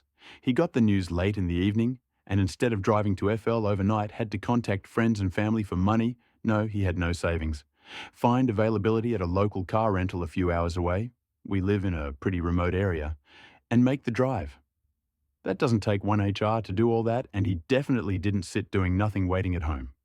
And no, he didn't have a spare, and no, I don't know why he didn't. Some of you have never lived paycheck to paycheck, and it shows. Why didn't Louisa call family or check before going to Ohio? At this point, we weren't talking to Louisa because of the prank on Max, and I have no clue what she did or did not do after receiving the call. All I know is that her mum and their family are estranged and have been no contact for years. Why did she do this? Absolutely no clue. My guess is when she realized I'd missed my exam, she was too embarrassed to say it was a prank, and even more so when Max was freaking out because he couldn't drive to FL. You are NTA. Louisa is insane. She has made your life far more difficult by causing you to miss a professional exam. She has also caused Max ongoing stress and grief because he couldn't be with his dying mother. Louisa's prank went too far and caused a lot of problems for you, especially with Max's mom. It's sad that she didn't take responsibility and make things right. Max's revenge prank wasn't great either, but you didn't deserve any of this. You had no obligation to help Louisa after what she did. It's the time to move to the next story. Aita for telling my mill. She owes her daughter an apology. After my husband told me to stay out of it. Hi, 32F and mum to a 2-year-old little girl. I've been married for the last 4 years and have been with my husband since we were 17. He's a great guy, but sometimes has rose-colored glasses when it comes to his parents, and I think this is the crux of the issue. His parents are kind people who love their kids. However, they're kind of in a bubble and don't really take the time to understand other people or perspectives. For example, I'm an attorney who works, and his mom can't understand why I wouldn't want to be a stay-at-home mom. She isn't rude about it, but just doesn't understand and doesn't really consider there are other ways of life than her own. My husband has a younger sister, 29F, who told my husband and myself she was gay back when she was in college. My husband told her he loved her and was proud of her. For years, she didn't tell her family, and I kind of understand why. Her parents are nice to my brother, who is gay, but they also make some comments about trans people and gay marriage that are a bit ignorant and make me feel uncomfortable, especially knowing their daughter is gay. For years, I've told my husband he should ask his sister how she's doing with it and let her know he'll support her when she tells their parents. He basically said it's not his place, that she'll bring it up when she wants. I told him he should at least shut his parents down when they make comments about gay people in front of his sister. But my husband doesn't think his sister cares and knows they're just joking. My husband truly loves his parents, sees them with rose-colored glasses, and couldn't comprehend why they'd care that my SEL is gay. He's insisted there wasn't a problem for years. Well, my SEL has a serious girlfriend for the first time and came out to her parents a few weeks ago. I wasn't there, but apparently they were shocked when she told them. My in-laws weren't horrible, but they didn't handle it great either. On one hand, they said they love her no matter what. On the other, my MEL said she didn't think my SIL was actually gay and insisted she just hadn't found the right guy yet. My MEL cried, my SEL left, and then she sent a text telling my in-laws she needed space. My SEL is very family-oriented and spends a lot of time, IMO too much time, with her parents. So I know she must be hurting. My husband has called to check in on his sister, but he hasn't had an honest convoy with his parents about what happened. He basically doesn't want to get involved, and asked me not to get in the middle either. I think it's between my SIL and her parents to work out, but I did tell my husband I was sad about how his parents handled it and think he should tell them he's supporting his sister in this. We went to my in-laws' house the other day, and his MIL pulled me to the side. I didn't bring the conflict up, but she started talking about how it's hard when your vision for your kid's life doesn't come to fruition and she needs time to grieve. She says my SEL couldn't expect her to handle it perfectly, not be shocked, and then asked what I thought. Since she asked, I gave my honest opinion. I said my SEL must have been holding that in for a long time, and keeping that from her parents must have been painful. I said, I know it takes time to process these things, but at the end of the day, we all just want my SEL to be happy. I then said she didn't handle it well, and suggested she call and apologize so the family could move forward. My MIL started crying, but ultimately seemed to agree with me. Later, I told my husband about the conversation, and he was furious.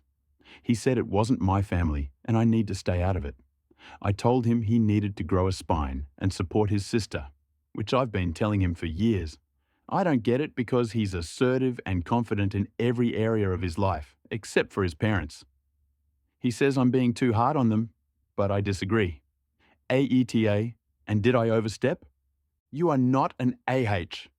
Your sister-in-law needs your support, and she will appreciate you advocating for her. It appears that your mother-in-law sees you as family, as she approached you about this issue instead of your husband. Ask your husband to tell his mother that you are not family. This will likely prompt a reaction from her.